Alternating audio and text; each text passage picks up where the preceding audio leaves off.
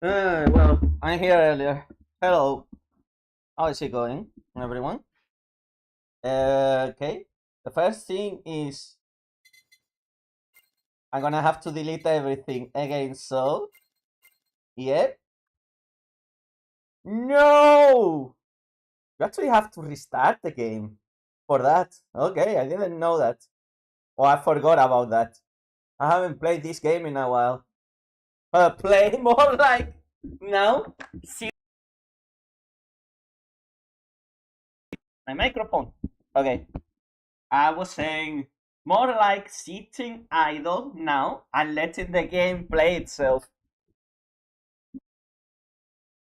Kind of.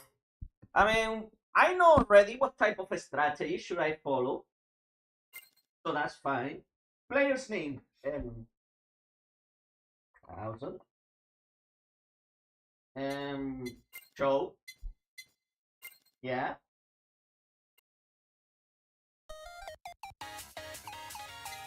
We need to get the music down because it always triggers the freaking copyright.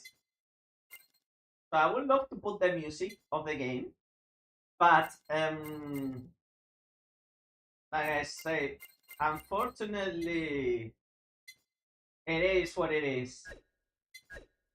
Okay, maybe a little bit less of volume. I wonder. I need to double check my Twitch because, um, hold on. Sometimes my own Twitch. Okay, it's working. My own Twitch. Okay, it's working. I saw. I sound too echoey though. I think it's.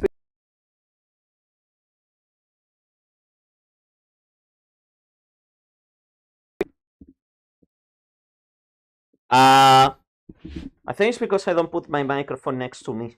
That's why the problem. I'm sounding too echoey sometimes. Let me double check if the microphone is fine here. Hello, hello. Let me double check if the microphone is fine. Yeah, but I need to put it like really, really close to my face. Oh well, it doesn't matter. It is what it is. So, hello, Leute. Was ist los? Okay. So we restarted the game already, and we need to do completely without moving. So as you can see, we don't have any purchases. We don't have anything from the character gacha. We don't have any upgrades. We have absolutely nothing. It's completely from zero. So from all these characters from my trial run that I did before, like a couple of weeks ago, before the stream, none of these people are really good whenever they get super close. The only good one is Amelia. Well, the former talent of Hololive Amelia Watson. And yeah, because of the gun originates from her body. So that means whatever I can do with the pellets, I can take them like super close. So I can get all the experience that I need. And the best thing, the pet dog can also help her out. Oh. Okay. Oh, super perfect. We start fine. I mean, meanwhile, we can survive the initial waves. I think will be good enough. Hey.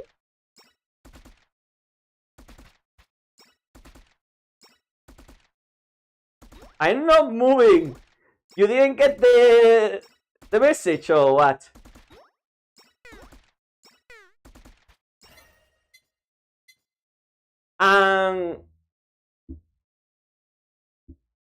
And the dog, the best thing is it picks up experience as well.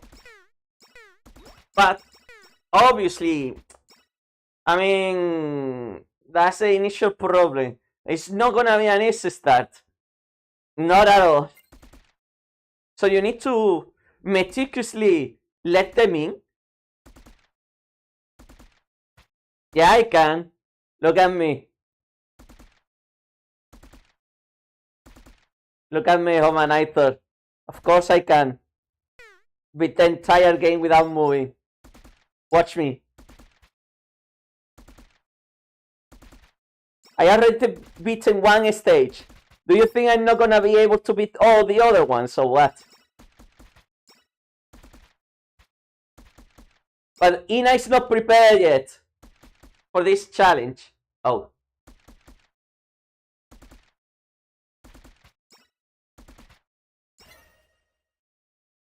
Hey, Spider Cookie, let's go! Hachama.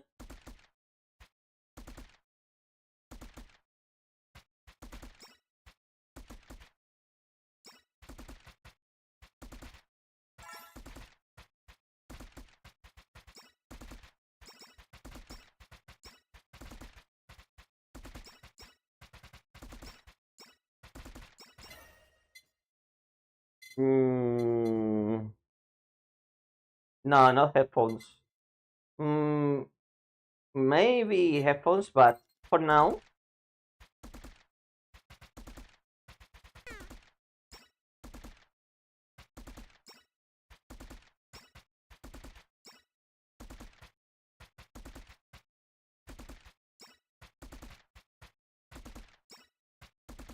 Don't forget the first upgrade that we need to get is the one for the augmenting the number of enemies on the map.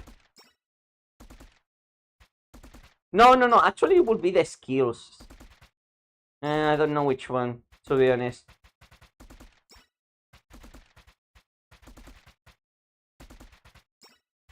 Hey.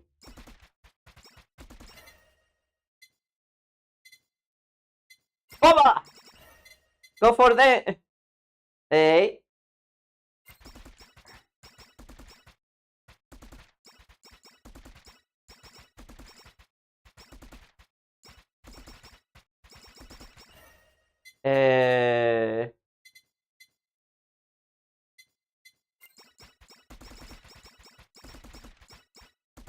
Uh-oh. There is a first challenge. Obviously, the glow sticks. Oh, yes! Sweet! Ta-da-dan! Hey, Dankeschön!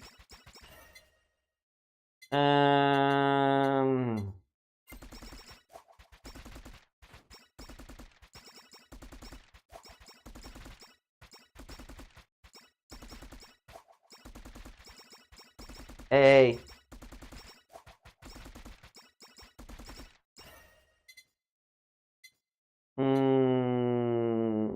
Yeah, increasing critical chance.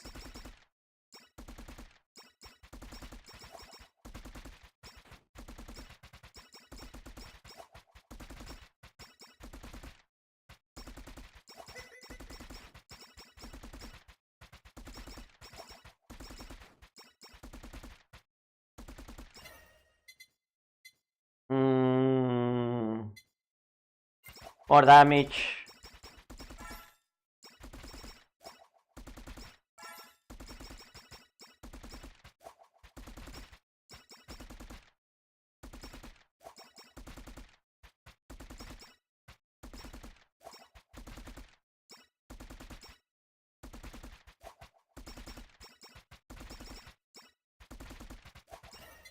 Okay, this.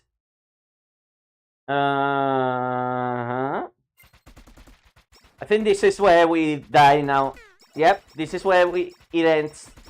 Oh my god. Ah, okay. Fair enough.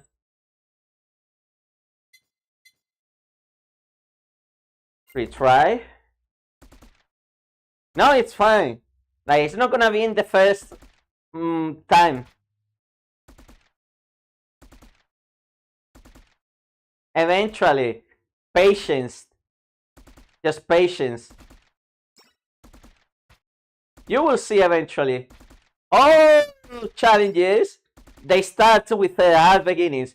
But then, when people thrive, You will see. Okay. Damn, boy. What a freaking awful level up.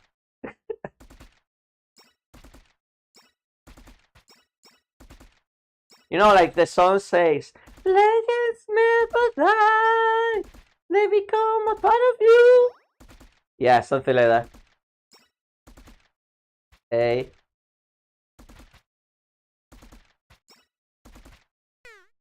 I'm still surprised that Hololive managed to get a spot performing in the freaking League of Legends. But let's gonna be honest, now Hololive it's everywhere. Okay.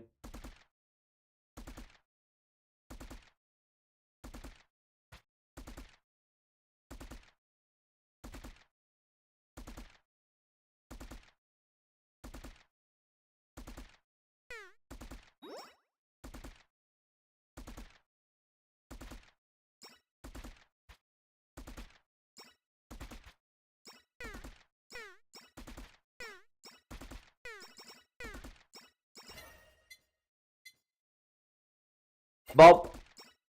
Hey.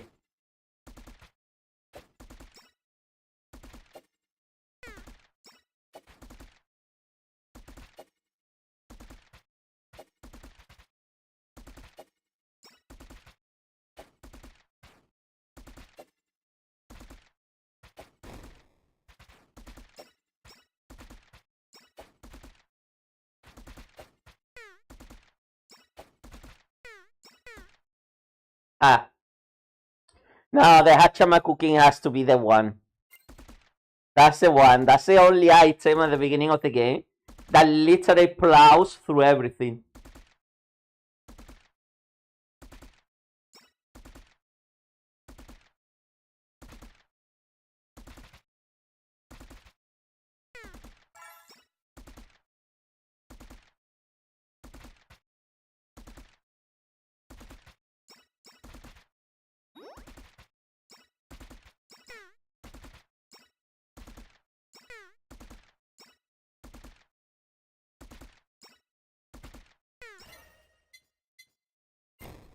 And I mentioned the Hachama cooking, and it comes. Hey. Nah, but to be honest, the reason why I'm doing this stream is because I'm really not inspired to do a lot of it, just like playing games, watching anime, the usual. The anime way. Hey.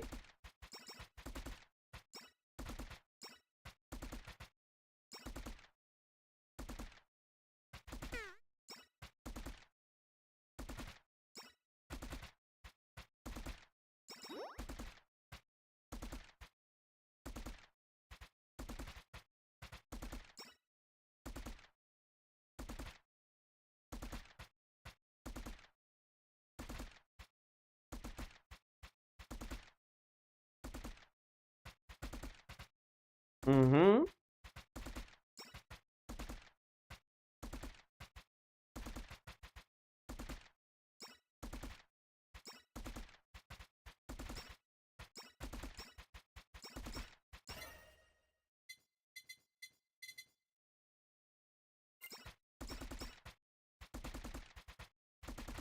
Come on, give me Booba. I need Booba for this. Where is my Booba?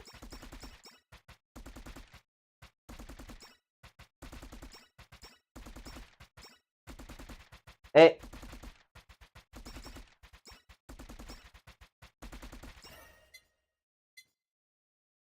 I need to let that giant stream a little bit closer. So I can do that and I can get the money. That's my goal. This guy is gonna be my piggy bank. No, thank you. Why do you have to give me the nurse's horn now? Ay.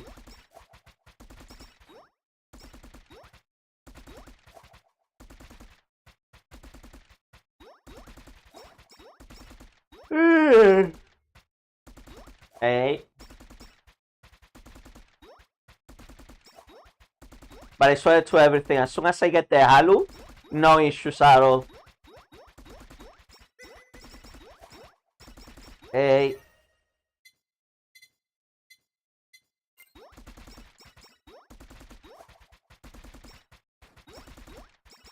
Man, Ami's DPS is kind of scary, eh? Just look at that. The problem is she doesn't have the instant regeneration that Ina has.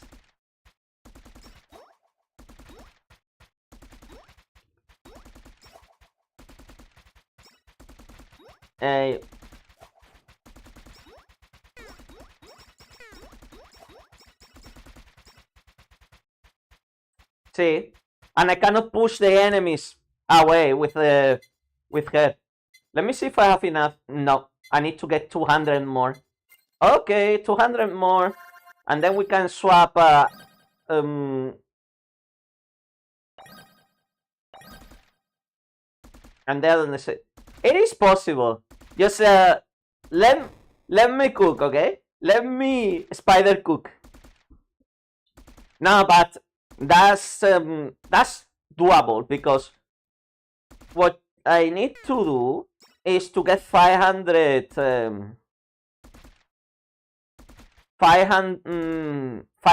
for the skills, and when I unlock the skills, then I need to unlock the frigging items, and when both are unlocked, then I can start playing with Ina, basically.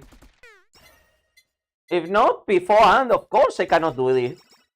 Because Ina is not strong enough at the beginning of the game to do this. And the good thing is, just because Ame can shoot from her body, is the only character that can defend herself when the enemies are on top of her. But the other ones, well, Nurse's Home.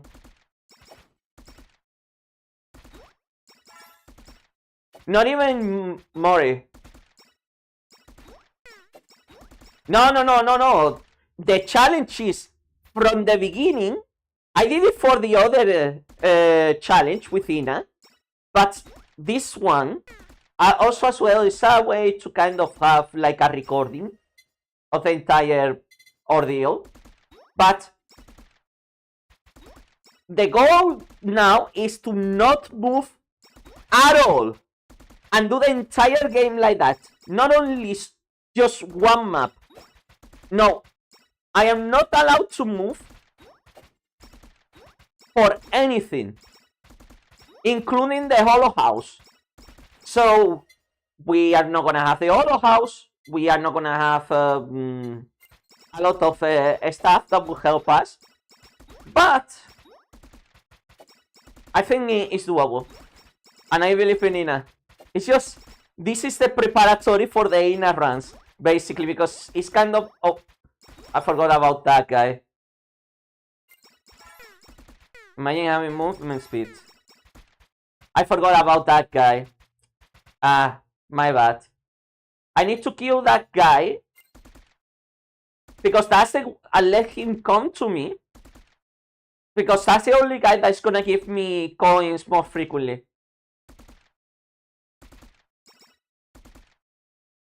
Because until we get the net, it's pretty much useless to do this. And Ina, as you know, she has the Forbidden Wa, which multiplies by 4 all the damage done to the enemies. She can convert enemies into friendly Takodachis. And she also can do... can slow them down. So Ina has... Ah, my god, okay. Well, we're not gonna be able to use that and unlock the breastplate. I think the breastplate is already unlocked. Nah, that was awful. Again. And I need to do the whole... unlock the Halu. But to unlock the Halu, I need to get 15 minutes in. And then if we unlock the Halu, we increase the number of enemies, and we get Ina. Like, we get more damage, we get more defense, and all that. And the cutting board, because the cutting board is pretty much a mandatory item. Glow sticks. Then it will be possible to do this. But I need to get the shrimp guide, the boss one.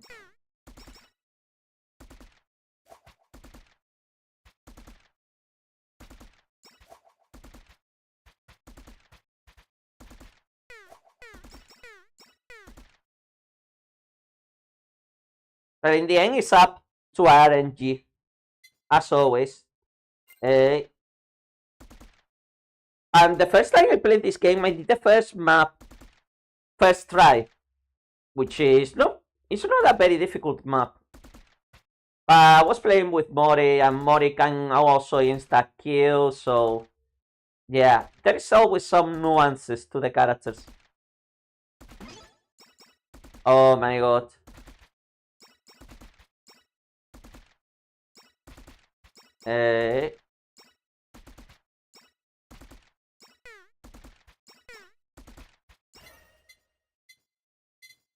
All of them.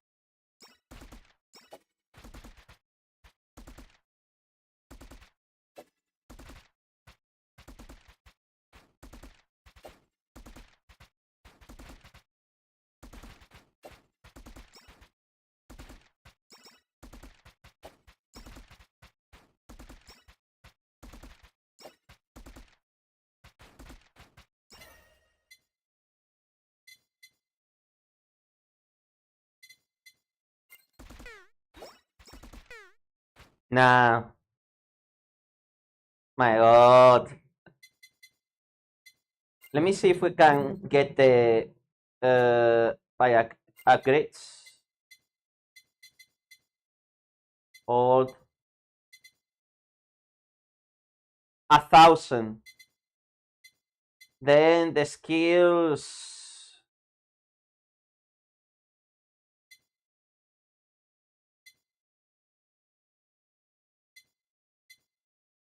Okay. We can still do this, don't worry. Hey. Come on, Ame.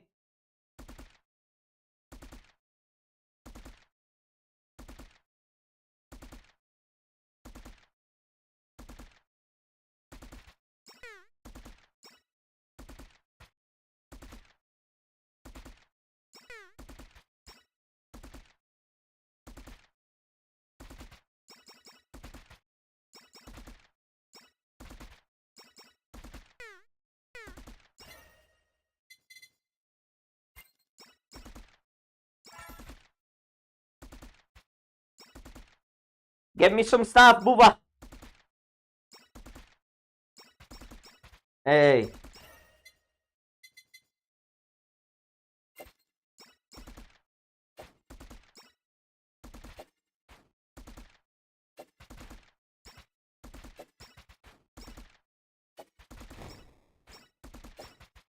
Wow, the freaking burger go to the others. Like, literally went to the other side of the board. Hey.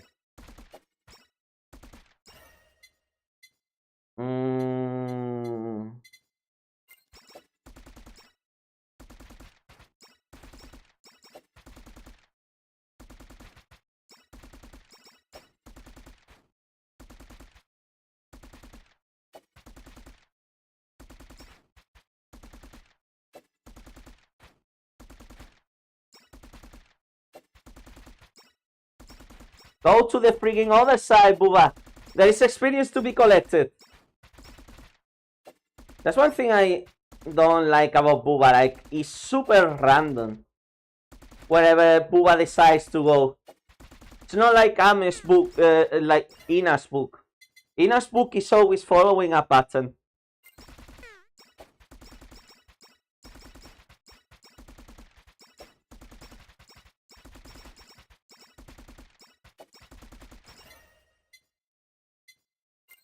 There we go, life stealing.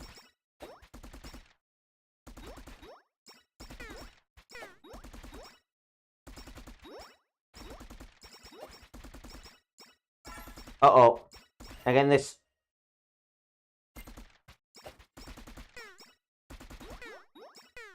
Nah. No. No spider cooking. No progress. It's the only way. Ah.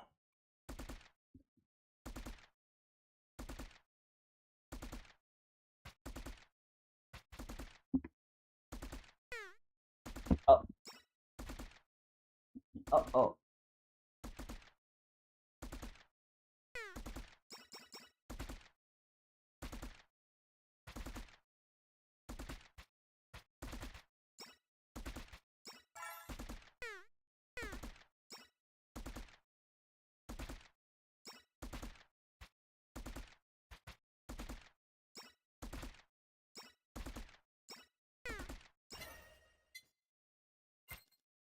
Finally.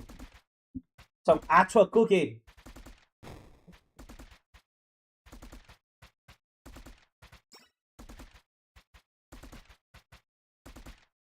Go, Golden Razzie! We have the next genius in cooking here. He's not Ame, he's Hachaman. Hey.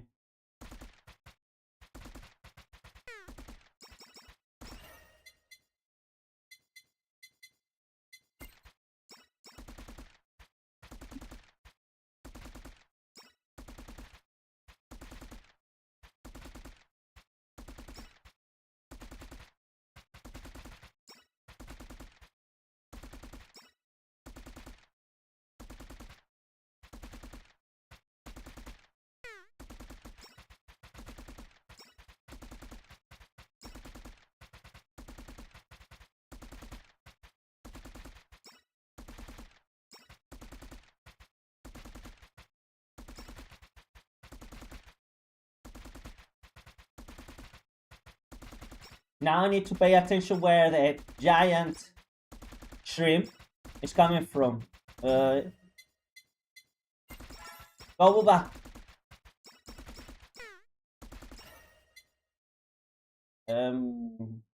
Yeah, more attack. Let's go. There you are. I found you.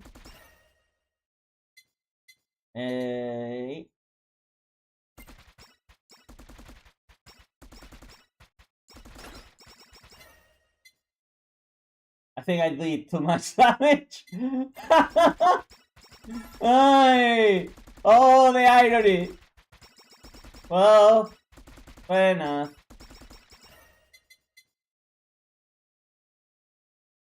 That's freaking fair enough. I did too much damage and I cannot get the freaking holo package anymore. My money! My money! Ay.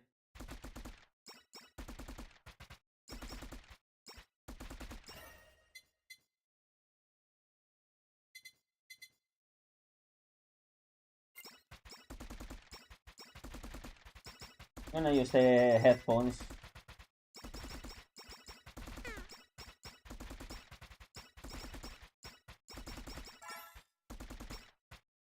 Booba, get me the package! Hey.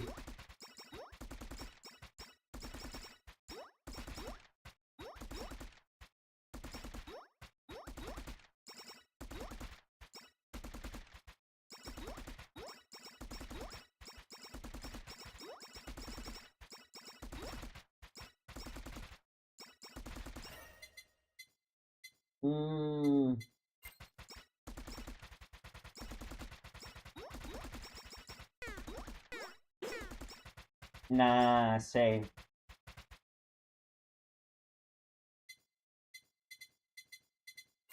How many coins do I have already?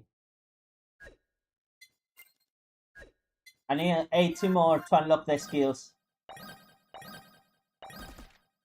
I mean, if I unlock the skills, that means I could potentially start doing that run within a... Potentially. Oh.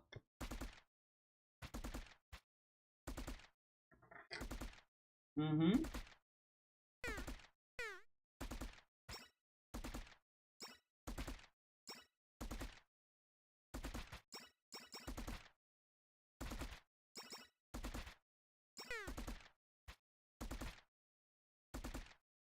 Because Ina has natural health regeneration by herself.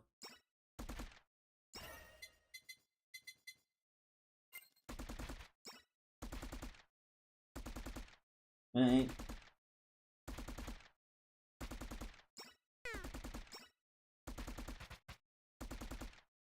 Nah, but I'm gonna get first the items. The support items is the best option to start the game, especially whenever we are taking so long already. It's been half an hour. Bloody hell. Mm-hmm.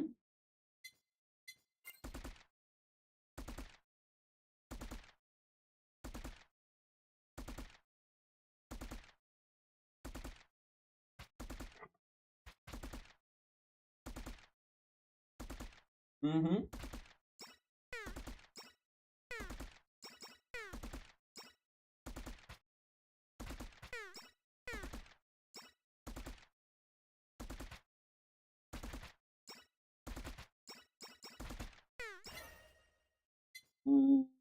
Mm-hmm.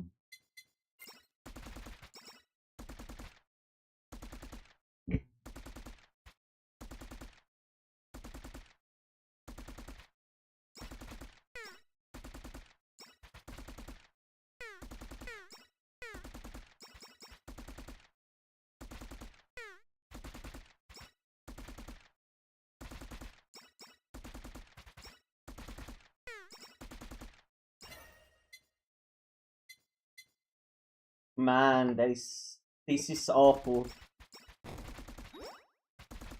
At least I got the burger from Jago. Thanks, Jago. It would be nice if I got the golden Jago coming. So I can get monies. Yeah, the golden Jago will be great. Well, if I can get Pulva, I can kill him, obviously. Hey.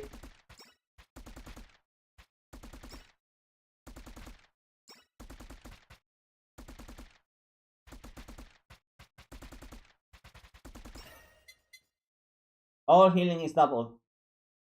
Yeah, let's go.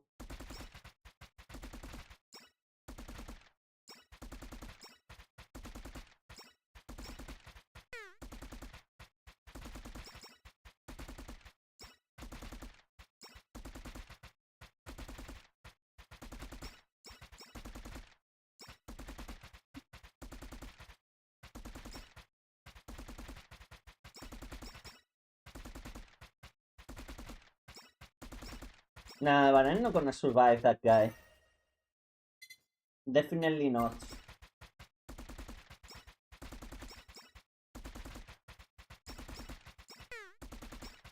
Yeah, I knew it. I knew it. I hate RNG.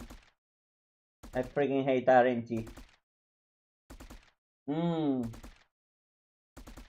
I freaking hate RNG.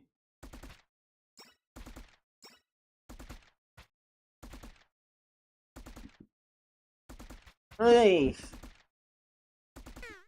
Hey.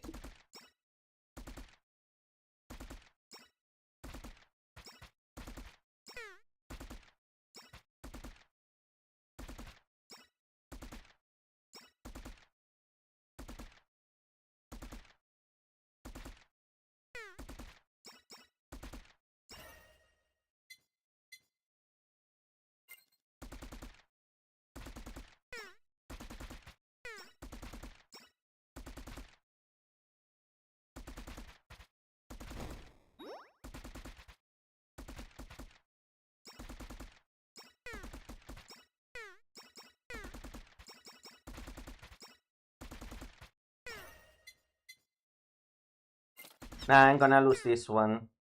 Yeah. God damn it.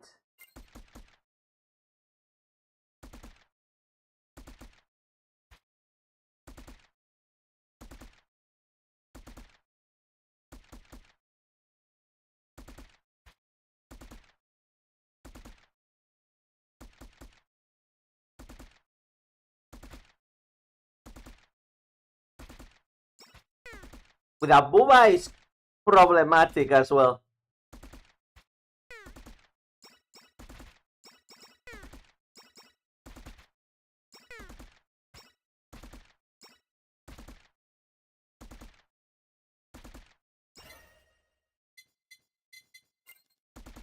My god, where is the freaking Hachama cooking?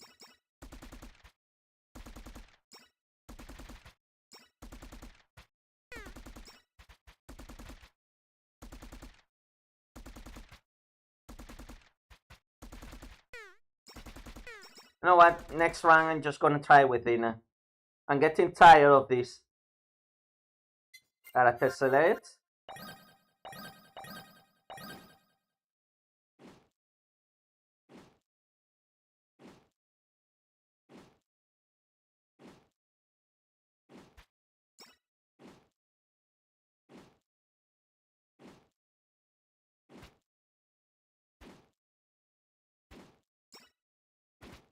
You need to strategize this part really well. See, that's the problem. The tentacle is not allowing people to come in to get the experience. So what happens is, if I don't get the experience, then no levels. No levels means these guys, the deadbeats, they're gonna freaking have a field pack with me. See? No chances. Unless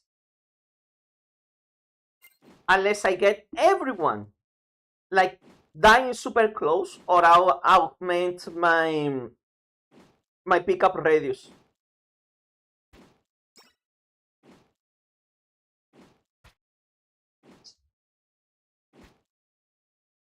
And sometimes it's not even working as intended, because the freaking tentacle can be so freaking random as heck sometimes.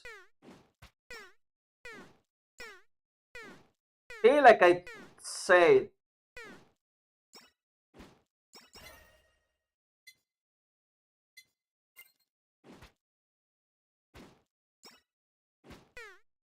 nah, nah.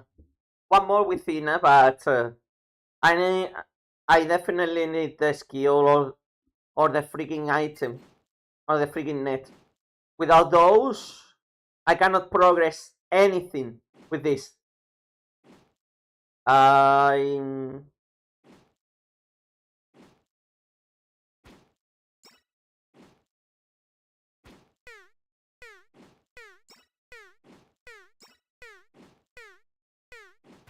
No, Watson does. Watson is not gonna be able. No, Amy will do. Amy will definitely. Ina, Ina will do definitely. Ame is just farming the beginning of the game. That's it. That's the only goal for Ame. Ame is just there to farm the first 1,000 gold pieces that I need for Ina to get the support item, so I can start fishing the experience. So Ina can level up at the beginning of the game.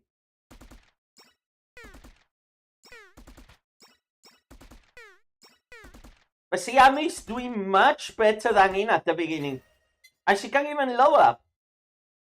Especially because without leveling up, it's not gonna be any way to manage to beat the game, Mako.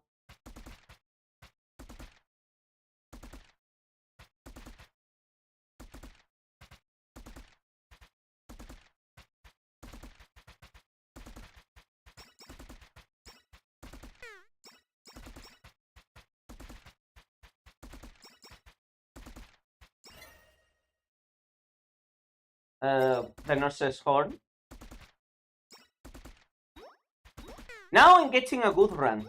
Basically, if I get Booba, it will be fantastic because Booba now can collect all the items, and I just need to make sure that the first mini boss, you know, the giant shrimp, gets on the top of Ame, so I can collect the coins.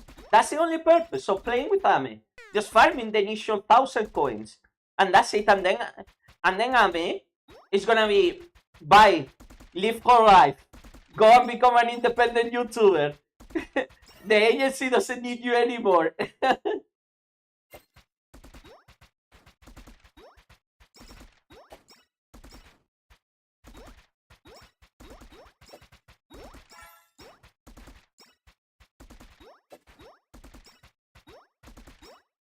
Alright, where is the freaking giant shrimp? It's gonna be coming. Oh, I'm freaking blind, man. I'm freaking blind. Yeah, I'm freaking blind. I'm freaking blind. I didn't see it coming. It's just sometimes you're looking at a different place on the map, and then it's just right there on top of you. And I don't have the breastplate. I don't have many items that I need. The breastplate is pretty much a mandatory item just because it can combo really well with Ina's the Forbidden Wa.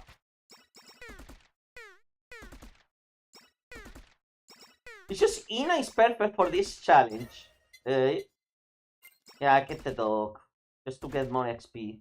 Meanwhile, we can, or all the coins that we can. Hey.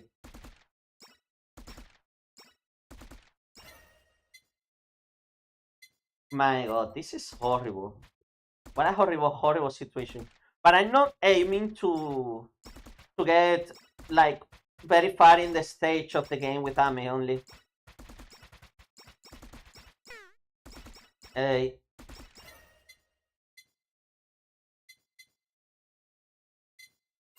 Maybe I'll do that. Mm-hmm.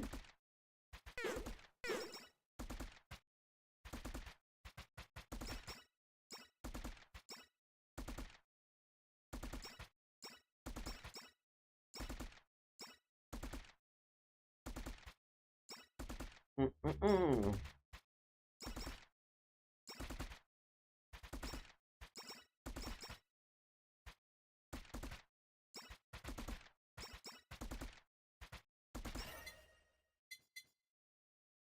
Hola, Bob.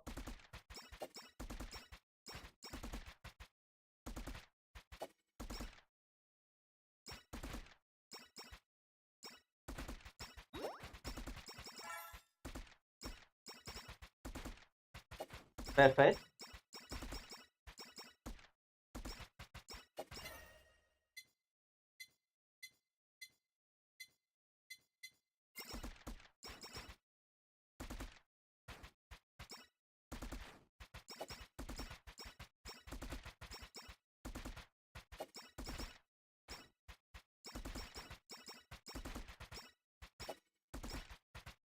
Pretty quickly, actually.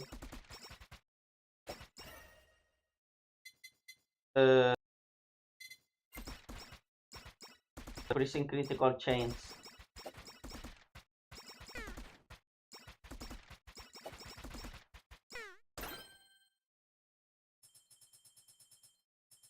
Gonna give me? Ooh, that's a good, huge chunk of coins, eh? Thank you very much, pal. I appreciate it. Alright, and now let's see what else can we get.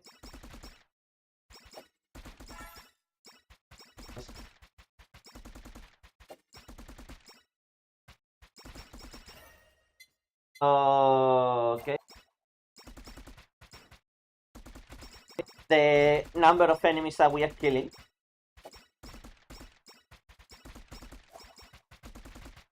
Basically, increases our chances to get more gold, and that's it.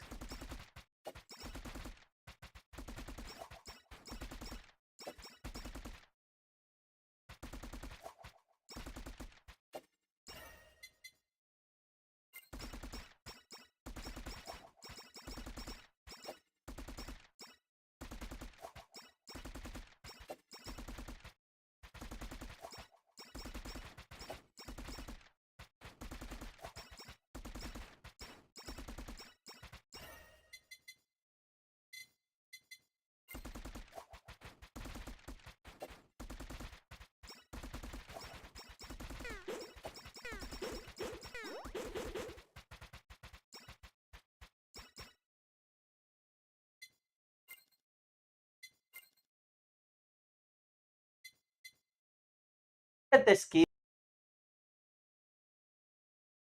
Definitely get the skills. But I'm gonna be patient, and I'm gonna wait until I get. I can always reset. Yeah, I can always refund all the purchases. So yeah, I'm gonna buy the upgrade then. The special attacks, and then I'll just keep playing with Ami, and then we might use the special attack from time to time. But it was a special attack though. Hmm.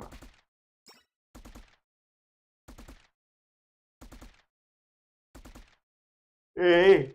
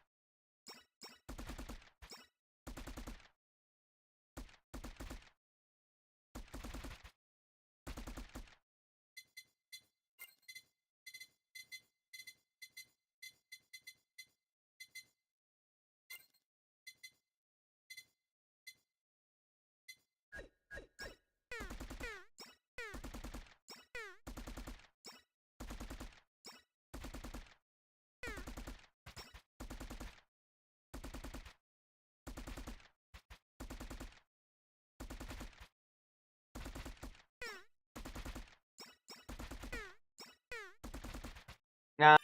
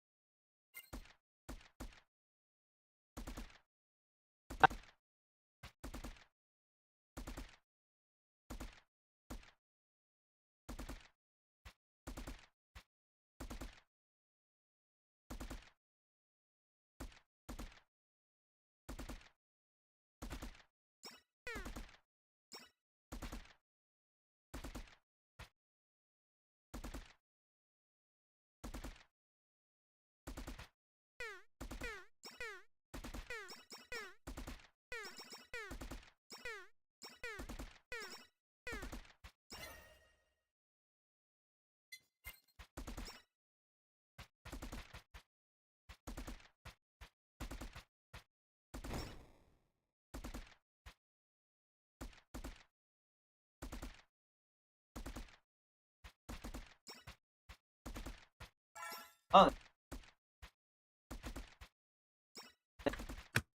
Ah, okay, it's the camera. The freaking camera. Oh, now it's been pushing the button. Hmm. Ay. I need 400 more coins. And then we can say goodbye to Amelia. Ay.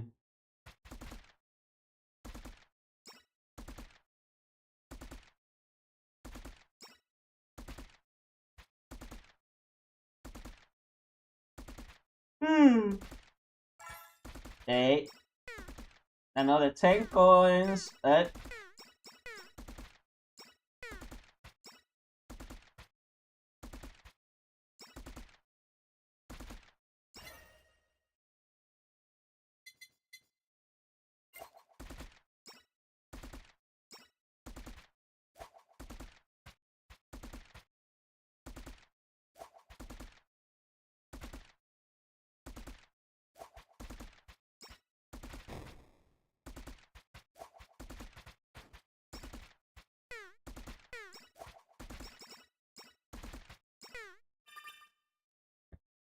Always, always, always in the bare moment, I can use my ultimate. Aye.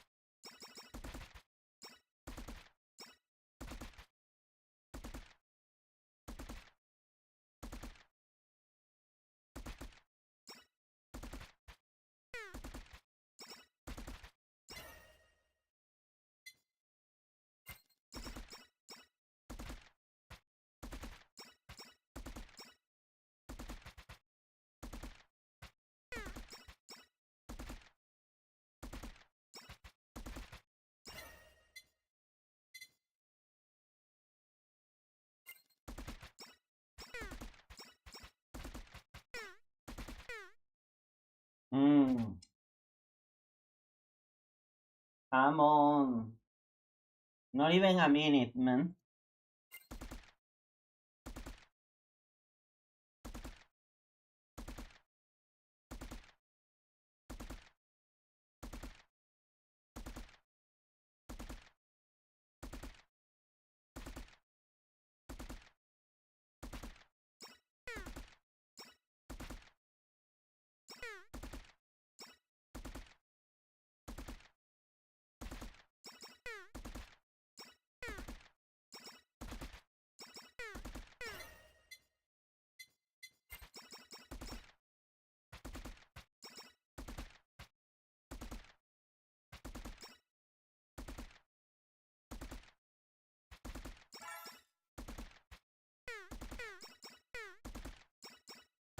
Mm.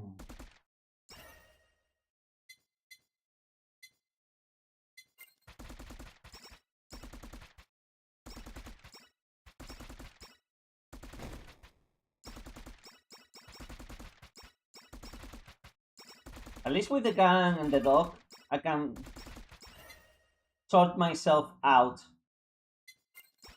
Especially if I increase the damage. Oh! Okay, so she slows down time. And increases her gun. Okay. Slows down time and shoots faster. Oh, that's good to know. We can use that against the boss. Whenever the boss is close by, we can use that, and then we can start shooting at the boss.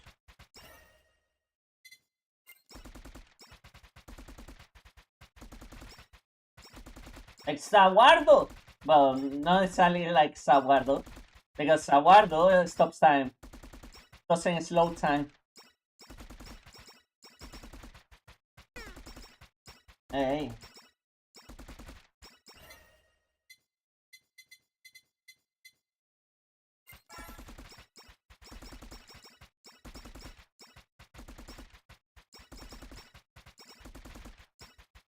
Hey, there it is. There is. So now, whenever you are close, I'm gonna Saguardo you. And yeah, there goes my master plan. I think it needs to be closer. That was too much damage for that guy. He couldn't survive.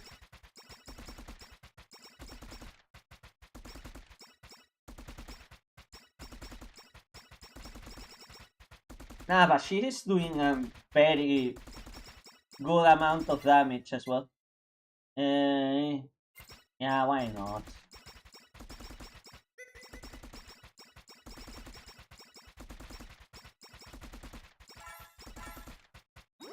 At least we are surviving. Surviving. The next spawn, why not?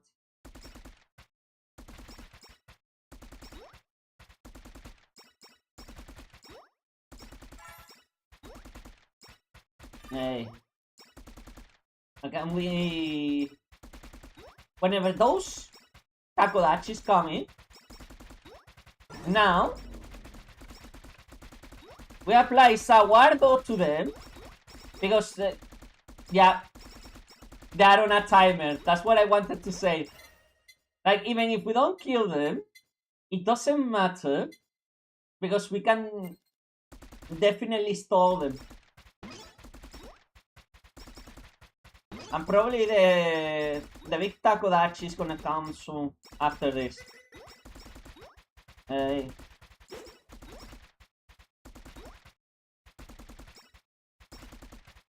glad I have the nurse's phone. I mean, at least in pro potential, Amel is not that bad. It's just that Ame is superior.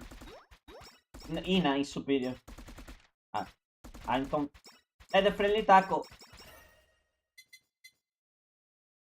Let's gonna see if we gain the shield. How is it gonna be in the fight? But I swear to everything, nah. It has too much HP. It has too bloody much HP. Oh, the idol costume. Okay then.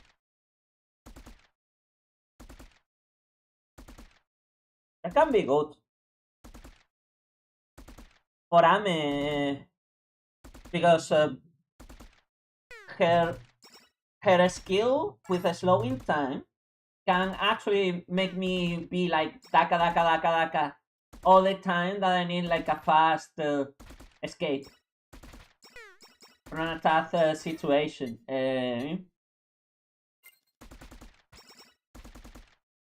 Nah, but I prefer the gun is a really good main weapon. Very underrated. Hey. At least for this challenge. Obviously for other ones, I mean, yeah, obviously other livers would do much better in other aspects of the game.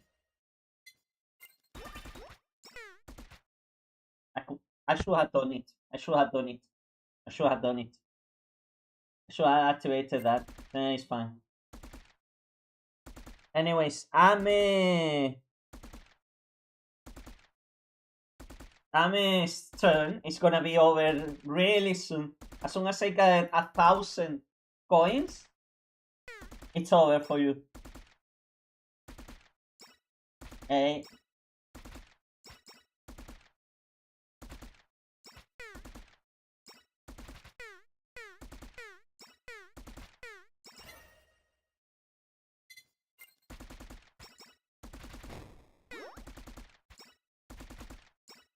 Then I just target the dead beats that show up, always the closest dead beat.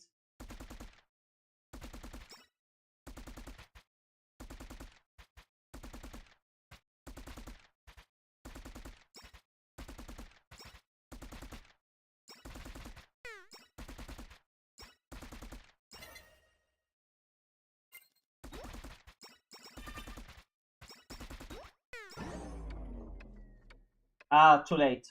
Too late too. Again.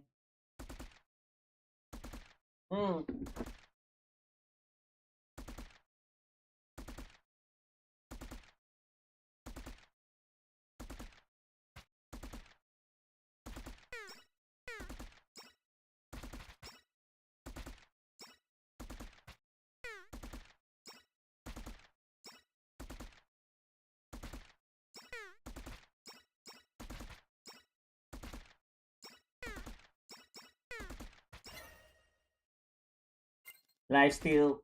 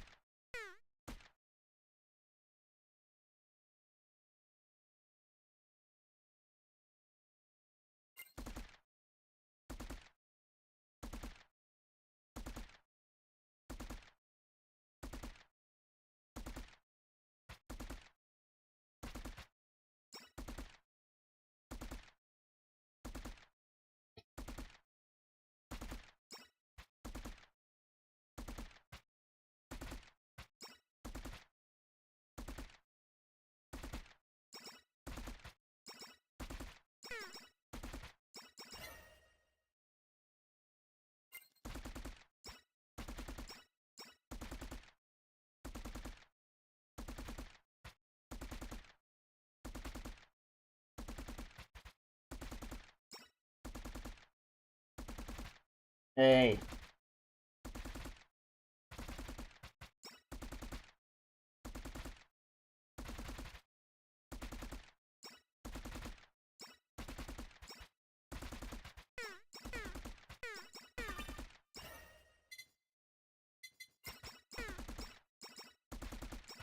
Go and get me XP, booba.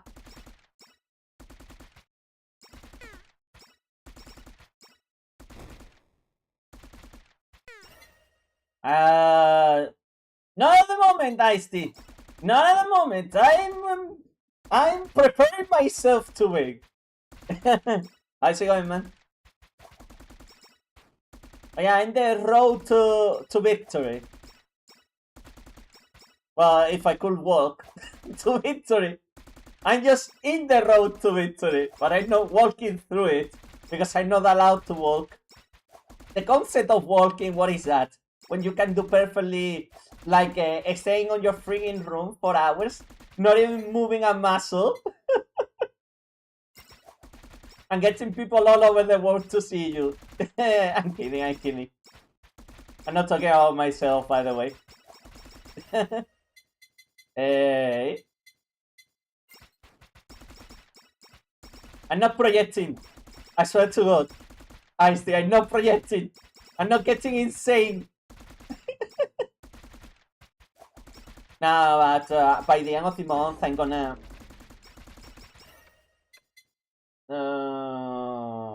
okay. Now we need to get that guy closer so I can loot him. Okay.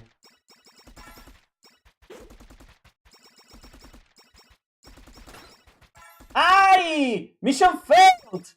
Mission absolutely failed. Ah! I need 250 more coins. Yeah, I know. Freaking hell. 250 more coins. And then I can play with the character that I'm supposed to do this.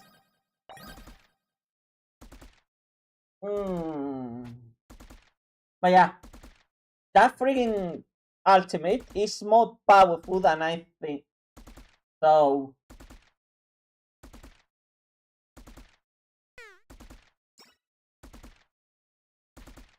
hey.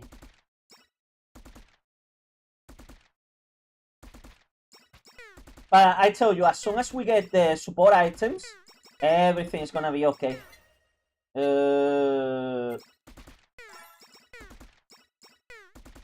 It's just an annoyance of the beginning.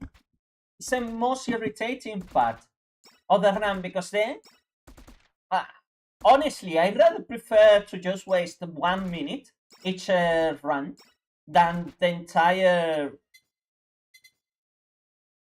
thingy. Okay. More coins, please. I need those coins. Because as soon as support item, that's it. But it's taking me an hour to get it. Just because RNG. And this is one thing I hate about roguelikes. Because this is perfectly a roguelike. Kind of. I mean, yeah, it's a roguelike. This game is a roguelike. Because everything that you do in previous runs, it will help out in the next one. So, yeah, it's a perfect definition of a roguelike game. But now that we got the spider cooking, it's always the best because no enemy can get close for a while. And whatever we can siphon of experience from them is gonna be welcome.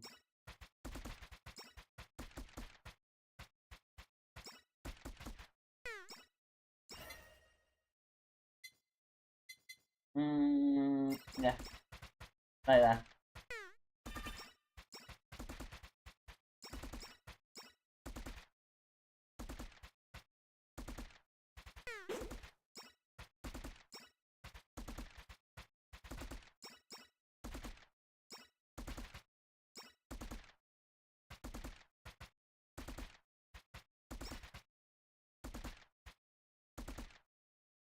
Booba can collect coins and collect XP.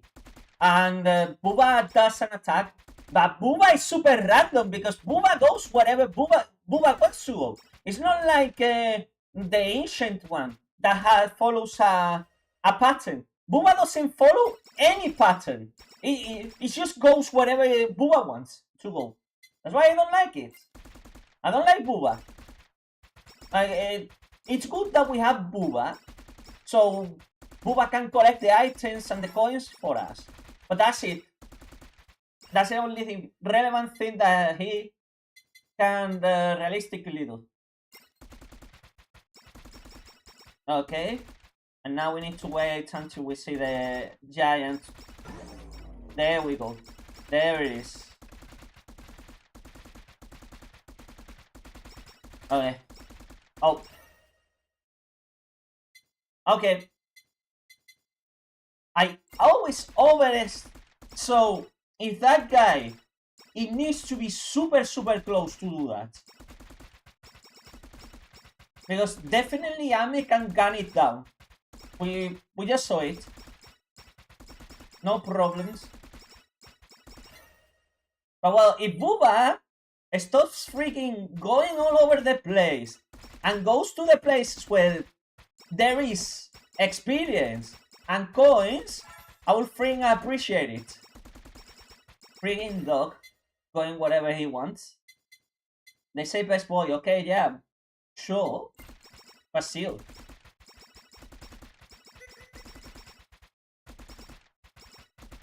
Whenever he wants to be the best boy. Meanwhile, I'm just like, here. More damage.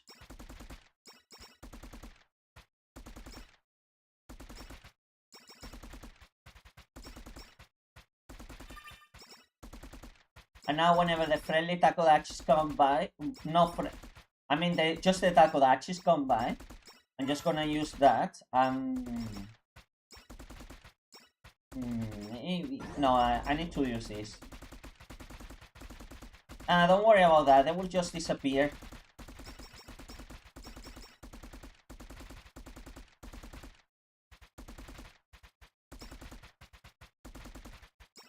Like I say, those ones are limited by... Oh! Finally! Life steal! We might be lucky and we might even be able to defeat the giant taco. Luckily. I don't really expect it. Come on, Booba, go and get me that coin. Go get the shiny. Go get the shiny, Booba. See? Oh. No. No. 60 coins. Not bad. Let me see how many coins. 200 more. Okay. If we get that guy close enough, this is gonna be the last round with Ame.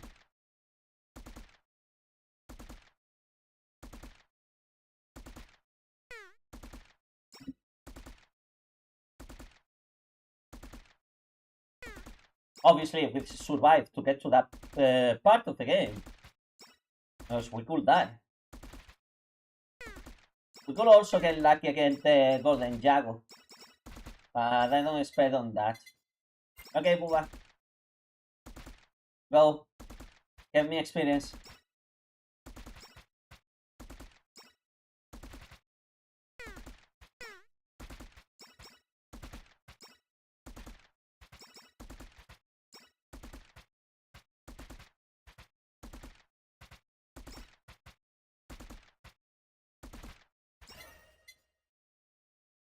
Yeah, I need two additional shots. Yeah. Who else can make the cut, man?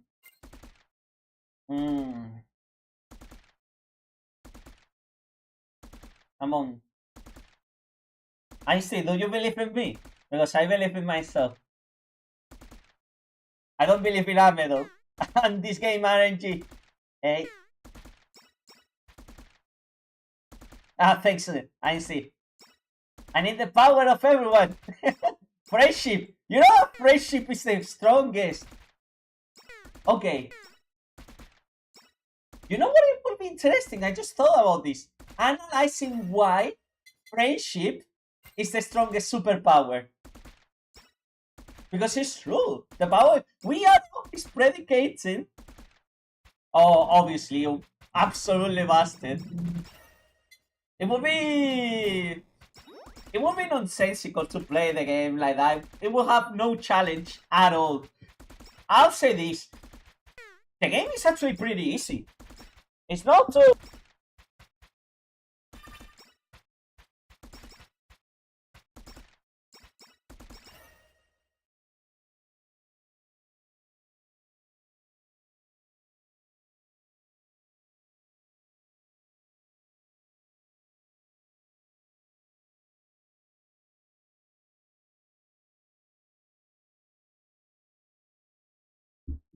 No, yeah, I can imagine.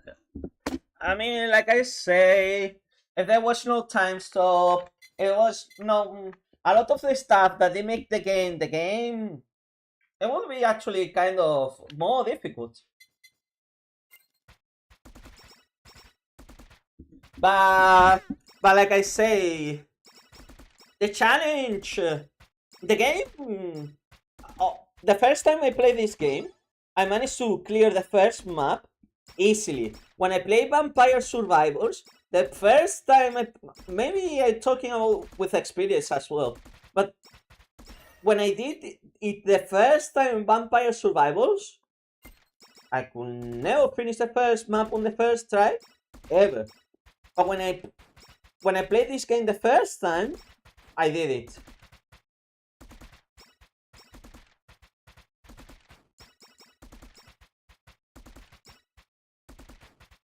But well, now we need to ambush that freaking giant guy.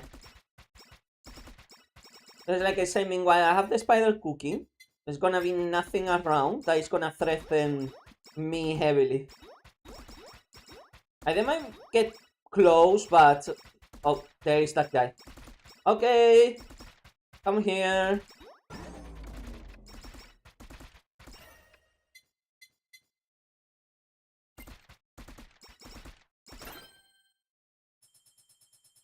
I'm a master tactician! I'm a master tactician! Hell yeah!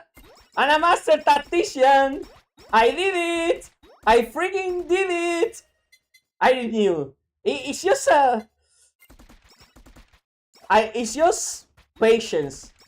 You need to know when you need to do. It's patience.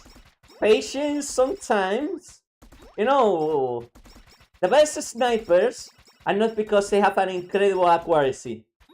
Well, it's because of that, but also a good sniper knows how to wait for the perfect moment to get the shot. Because most snipers, they only get one shot. One opportunity. Mom spaghetti! Mom spaghetti! Hey.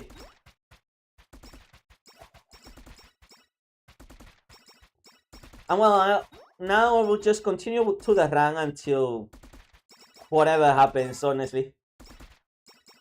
Just trying to get more increased weapon attack speed, always. Increasing stats in this game is superior. All the time. If it's Taguardo.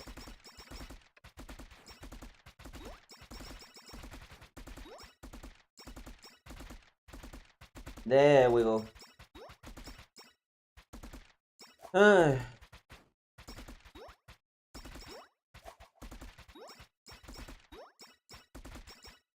Now, but all the difficulties I've been having with Ame, you are not gonna see them when I'm playing with Ina.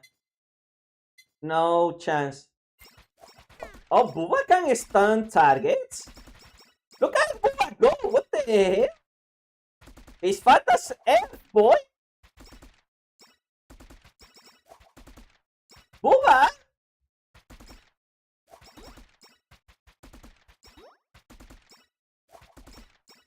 There is the...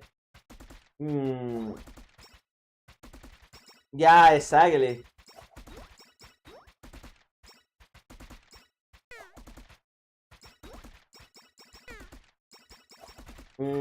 I might be able to kill it. I might be able to kill it, eh? I actually did kill it.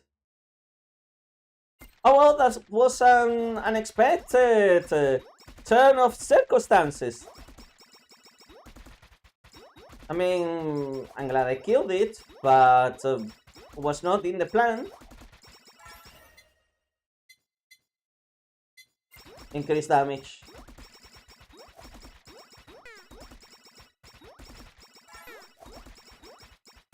I see. Of course they do. I mean, I think nurse horns, if I had to do a tier list of items in this game, nurse horns will be in the top. Because I think no run should be done without nurse horns.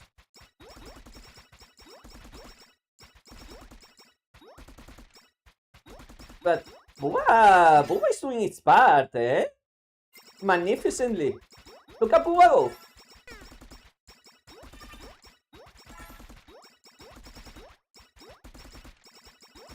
Might be a joke, but if this keeps going like this, we might be even able to go to Fubikishila and get the freaking giant cat. I mean, it would be surprising.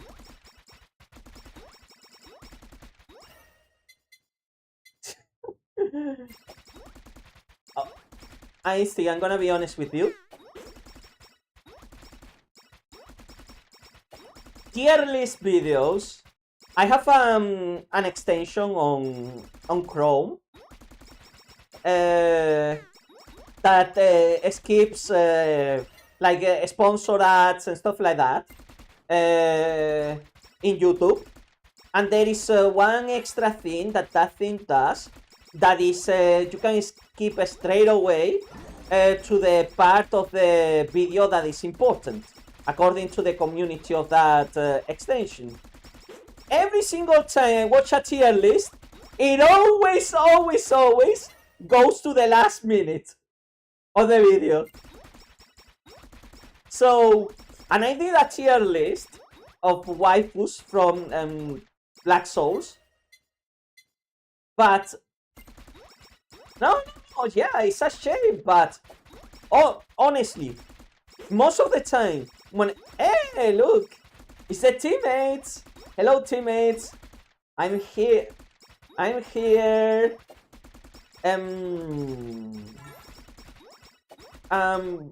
Yeah.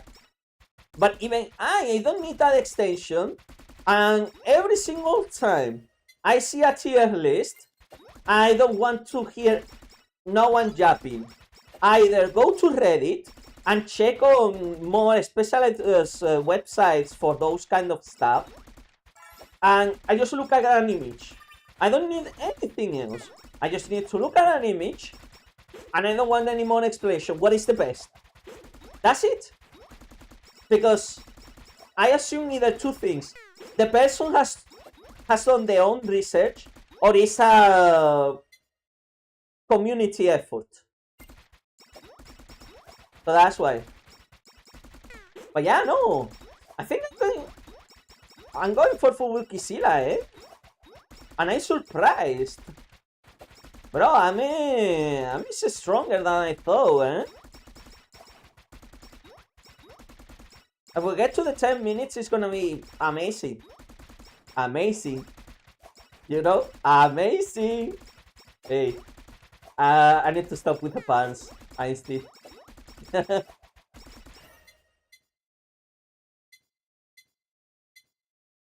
Honestly, the idol costume... The idol costume will be a nice... But, no.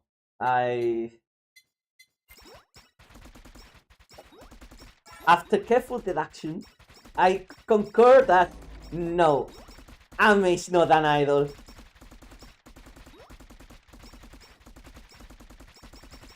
Bro. The amount of Daka that I'm pulling in that friggin' skeleton is scary, eh? Look at the friggin' Daka! My god! And I managed to kill it! What? Okay, this run, I'll say this. It's amazing.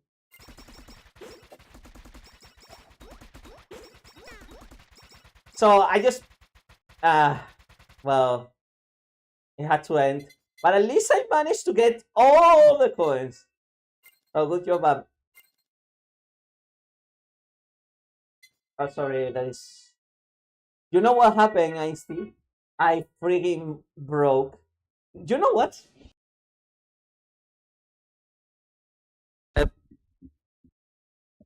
Einstein, I'm gonna show you something cringe, okay? I'm gonna show you something super cringe. I did it this week, and I didn't go and repair it, but bro, I just did absolute cringe. Okay, on.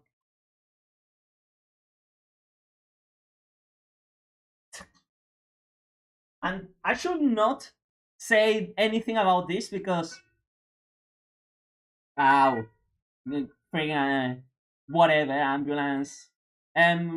Because I have my address public on the internet. But I broke the handle of my window with my physical strength, like this.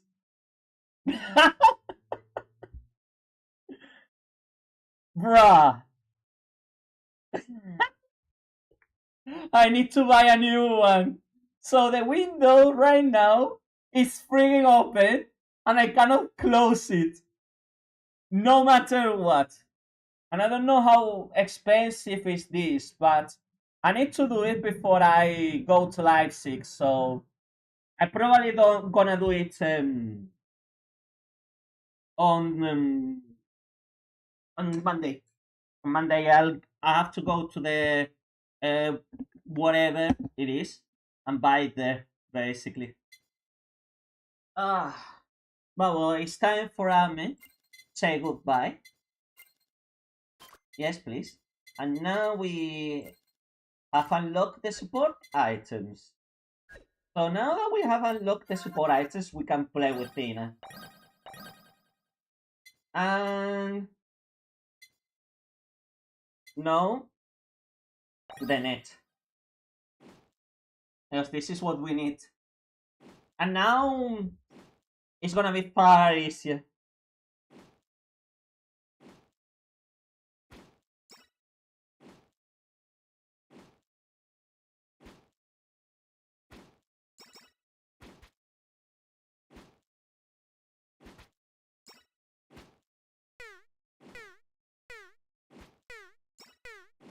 But it was the button for the events.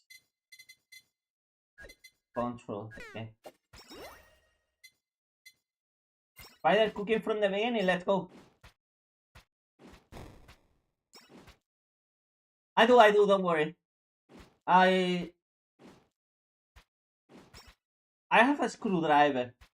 It's just, you know, that this window, it cannot not only open horizontally, but also vertically. And the problem is, it's open in both sides. And they put like a construction. Bro, what is this? I abandoned in starting away right away with a really good run. Hey.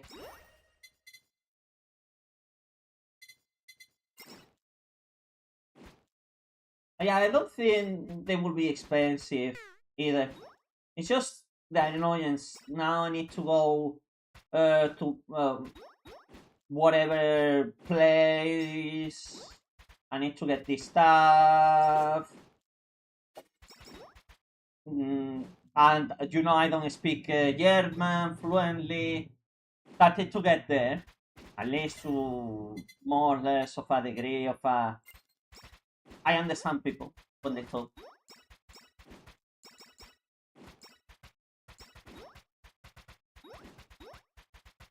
But like I say, what can you do when you spend all the day at home? Okay.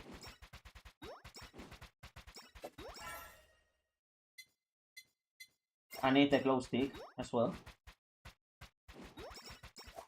The only problem is I don't have the skills, and definitely I don't think Ina is gonna be able to kill that guy because Ina doesn't have the same amount of DPS.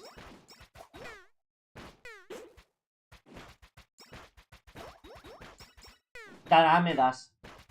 Yeah, that's a problem.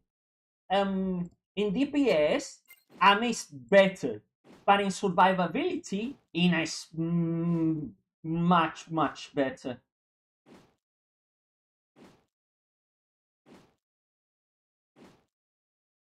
Because Ame can. Oh. No, there is a way. I need to get the frigging owl, and I just need to get the frigging skills, because the skills Ina can do like a area of effect. You know the skill of Ina, like she can project her tentacles around her, and those tentacles can push back the enemy. The only problem is for the bigger bosses. No, I was predictable. I need to get 500 coins again, and he's dead. Yeah, I know. Hey, but I'm getting there. At least it only took me 1.5 hours to get the freaking net. It's usually an item that doesn't take that long to get.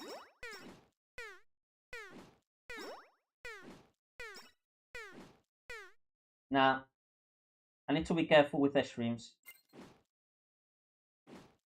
I need to tactically get every single shrimp that I can.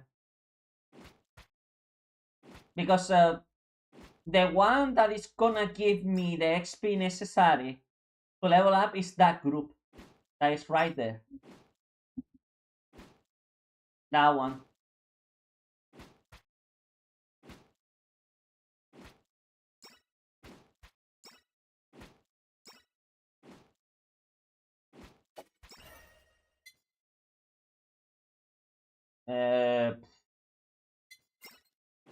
I guess.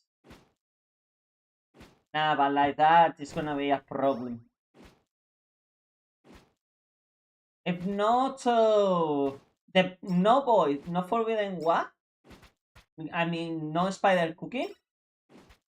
The run is pretty much dead.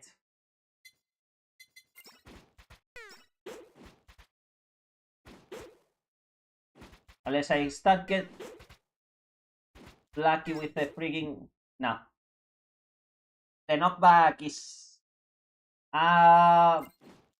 it's a useful item, but not for this moment. It's useful when I'm just like big, surrounded by everything around me.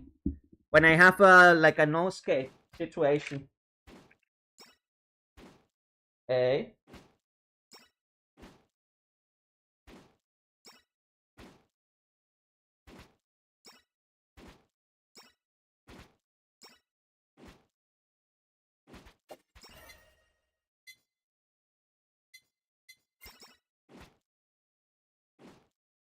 Nah, but I know.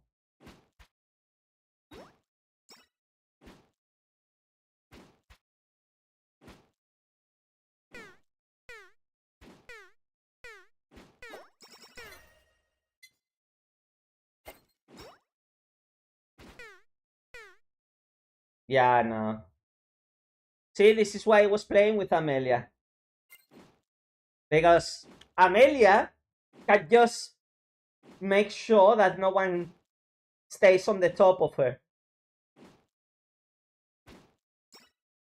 Yeah, it is.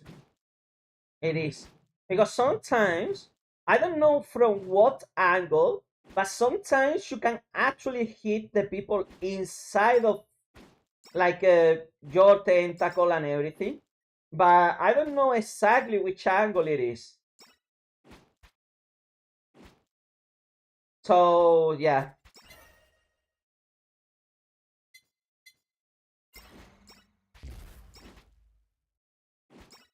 See, that's why I prefer AO. Look, AO has a pattern that follows. Always.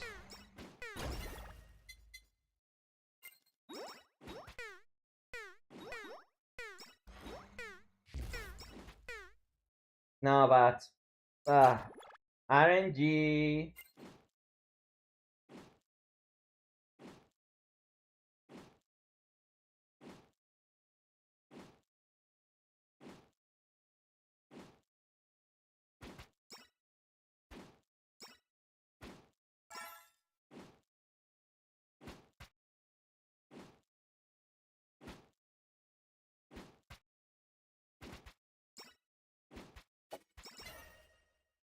What is this? What the hell is that improvement? Nah. What was that? That was awful, terrible. One of the worst business decisions that we ever made.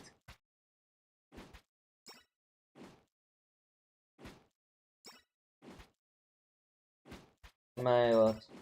Oh, by the way, my newest video should be premiering today. It's okay. I like the concept. It's a kind of like needy streamer overload game. The developer contacted me on Discord, which I do appreciate it. I love when developers they get in touch with me through email or through Discord. It kind of makes me feel appreciated. I'll be honest. It's always cool to feel involved into something. I wish I could have done it with the other game that they, you know, like Fate Trigger the Noita. But in the end, that game went pretty silent. Yeah, no. I mean, they just say, "Oh, hey, you wanna?" You know why? Specifically, why it makes me so happy? Because it makes me feel that people they uh, like one of the things I've been feeling lately is uh, is especially the last time I went to London is I don't realize the extent of where people watch me. Like, do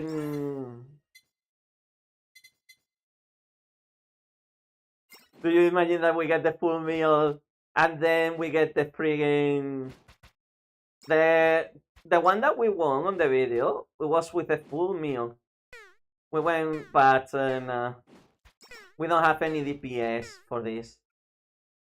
But like I said, this sometimes I just go to the analytics and I say, okay, yeah, I'm getting 400 views per day, which 400, 500 views per day, which is that's a lot of eyes watching my content. And but because I don't have a very active community. I mean, there is you, there is your manager, Mako sometimes show up. There's a lot of people that they show up as well because they are not only members of community, they are also friends and other people that have been known through the years for a long time. So, but it kind of it's always a humbling emotion whenever someone outside of what you know, they already know about you and what you do. And It's in the same time parts endearing and scary. Uh, and it's not like I had the feeling of perfect the spider cooking. I got stopped in conventions, even in Germany. Um, the last Tokomi, there was this. I assume it was a girl because the cosplay was feminine cosplay. Um, she didn't say any pronouns or anything, so I just assumed that. She was like, "Hey, I know you in English, not in German. I know you who you are." I say, "Huh?" Yeah, you are the Azulan cosplayer, the Kagi cosplayer. Man, you are famous, blah blah. And like, and I got that feeling so many times, and not that many times in here because unfortunately I haven't gone to that many conventions in here in Germany because of the whole situation through the year. But I'm gonna go to Leipzig by the end of the month. I decided enough is enough. Enough is enough. For, why do I have to get the pants? Enough is enough, and it should. It's important to save money. Uh, the most memorable Ron cosplay. I mean, if you go to Google and Google Ron cosplay, I show up there.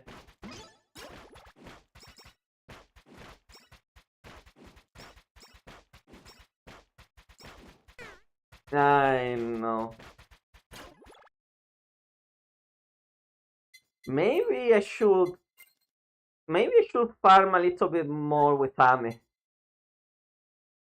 Maybe so we can get that guy close up and then jump at him. But I'd rather I rather bet on the potential. Like there's gonna be that one run that is gonna push forward within it and get past the 10-minute mark. But no, that's why lately, every single time I open the analytics, I like to see which videos are getting watched.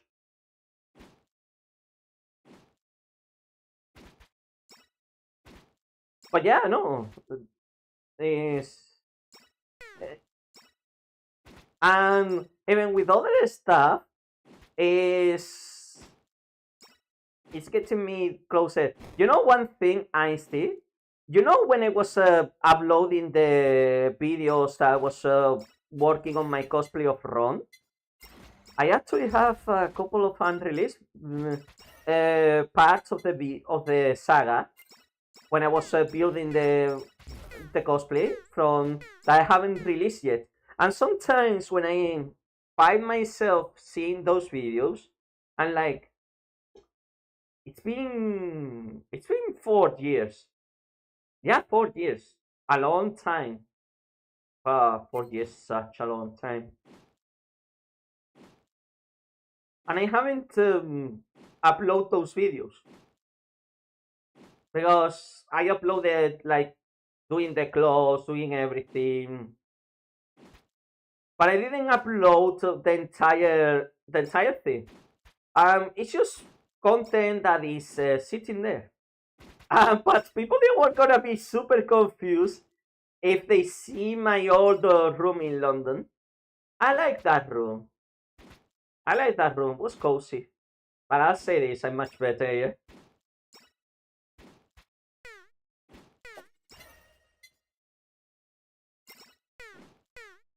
Nah.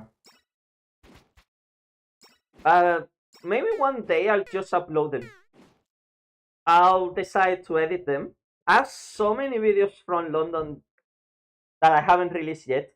Videos on the shop, on the Genshin Impact shop that I still get views for the Genshin Impact shop in London. Even it closed down mm, almost a year ago already. it was sad, but I mean, Andy's my friend. I haven't spoke with him in like a month. He he's been pretty out of touch with people since he closed down the shop because he now lives in a different country in Korea. Um, well, it's understandable that the guy is in a completely different time zone. Maybe when I'm awake, when I'm waking up, it's finishing up. I was here for the Final Fantasy streams, but yeah, it's completely understandable that it's harder to keep up with someone that is in the other side of the world. But I think it's much easier for us between Americans and Europeans because we Europeans tend to stay up too late, but the Asians, I think the Asians and the Americans to interact with each other, they have it a little bit murky. It's just for us, it's good, kind of, because when it's the middle of the day, it's around nighttime in Asia, and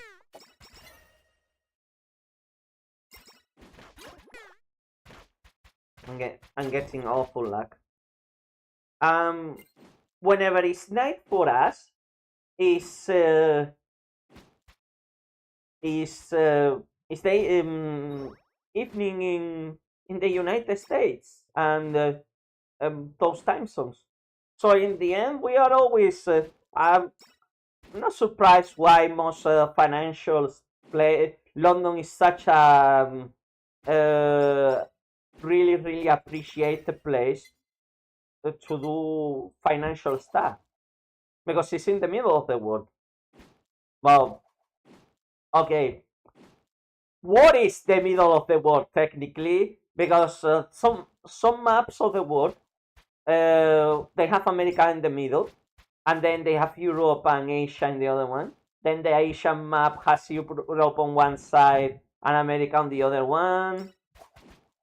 But I always see, like every single time in media and all of stuff that they show up a world map, it always tends to be more centralized in Europe, which which I think is the one that makes the most sense. Like in the middle, Europe and Africa, then on the sides, America and Asia. Well, that's how they settled it up. We all agree. I've been there. I've been in the prime meridian because it's not really hard to get in. I've been not inside of the observatory, but I've been in Greenwich. But yeah, it's the prime meridian because the British say it's the prime meridian. It's like if I say, okay, my house is the prime meridian of the world, and I convince the entire world that my house is the prime meridian of the world, and the world is up more or less a ball. So my house can be the prime meridian of the world if I wanted to. So it's the prime meridian of the world because we all, well, I didn't agree, you didn't agree. Before we even existed, it was settled out before us. And that's one of the little details that sometimes we forget that the actions, obviously, but the actions of the people in the past, they still matter today. Because as a simple, like, where is the meridian of the world? Oh yeah, it's in Greenwich, London. So why is in Greenwich, London? Why we say it is actually in Greenwich, London, the meridian of the world, because the world is a sphere in the end, and not precisely a perfectly round sphere. And now I'm gonna get hate from the flat earthers for that one. No, the earth is not. It's not round. It's flat. Yeah, whatever.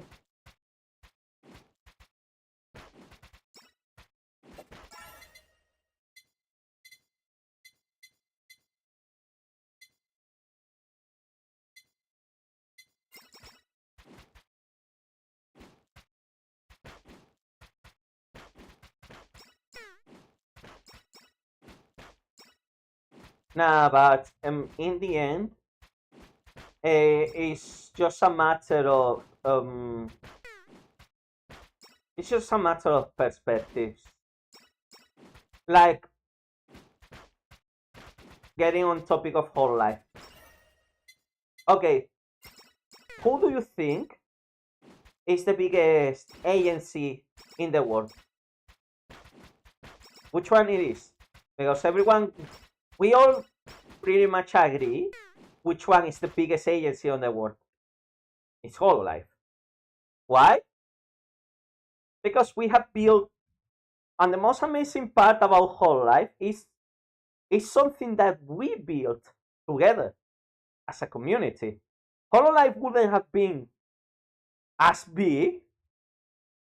It would have been with a moderate success, but I personally feel involved in it because I knew Hololive through the collab with Azule. And every single time that anyone mentions the story of Hololive, they all say the same. Hololive got into the mainstream thanks to the collab in Azule.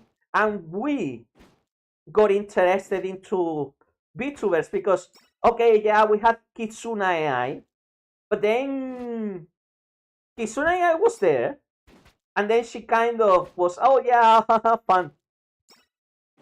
But it was the only one that we knew. And after Kitsuna AI, we literally, and she's back now. Kitsuna AI is back. And she took a 3 year, and I say this, Kitsuna AI keeps delivering such a high quality entertainment value.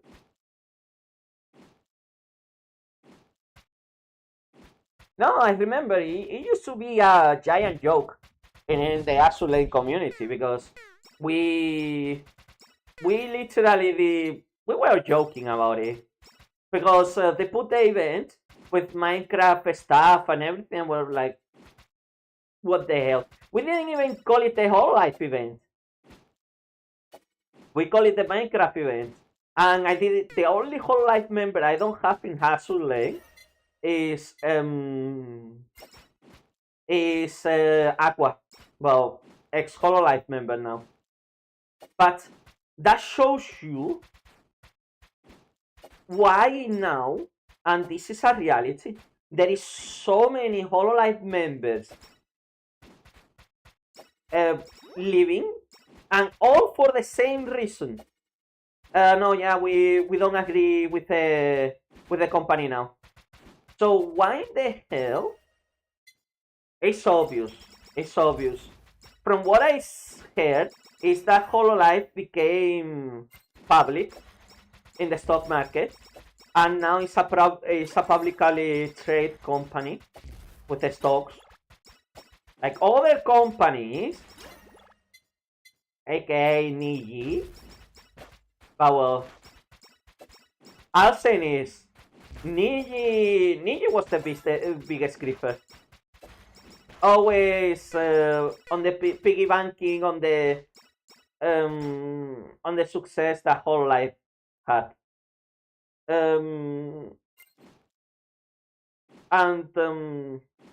yeah, it's something that I kind of proud in a sense because not only me but as a community thing, we built Hololive from Fubuki having 30k subscribers, and she was one of the biggest Hololivers back then.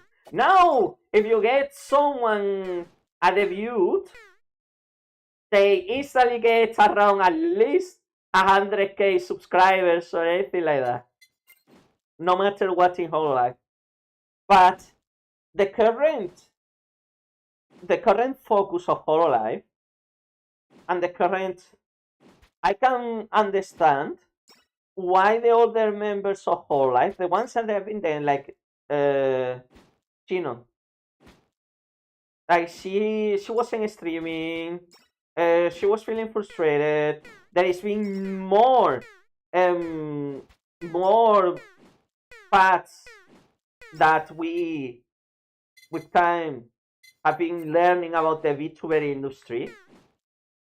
And I understand that the girls, they feel like they can do it by themselves, because the market is the market is already been built by Kizuna AI first. She built a foundation, at least with a Western audience, and then Hololive saw the foundation. I was this kind of in an abandoned place, and kept building the rest. And with the technology advancements and everything. But now I will understand that there is more graduations and terminations, because, for example, Joshua Mel, I wouldn't.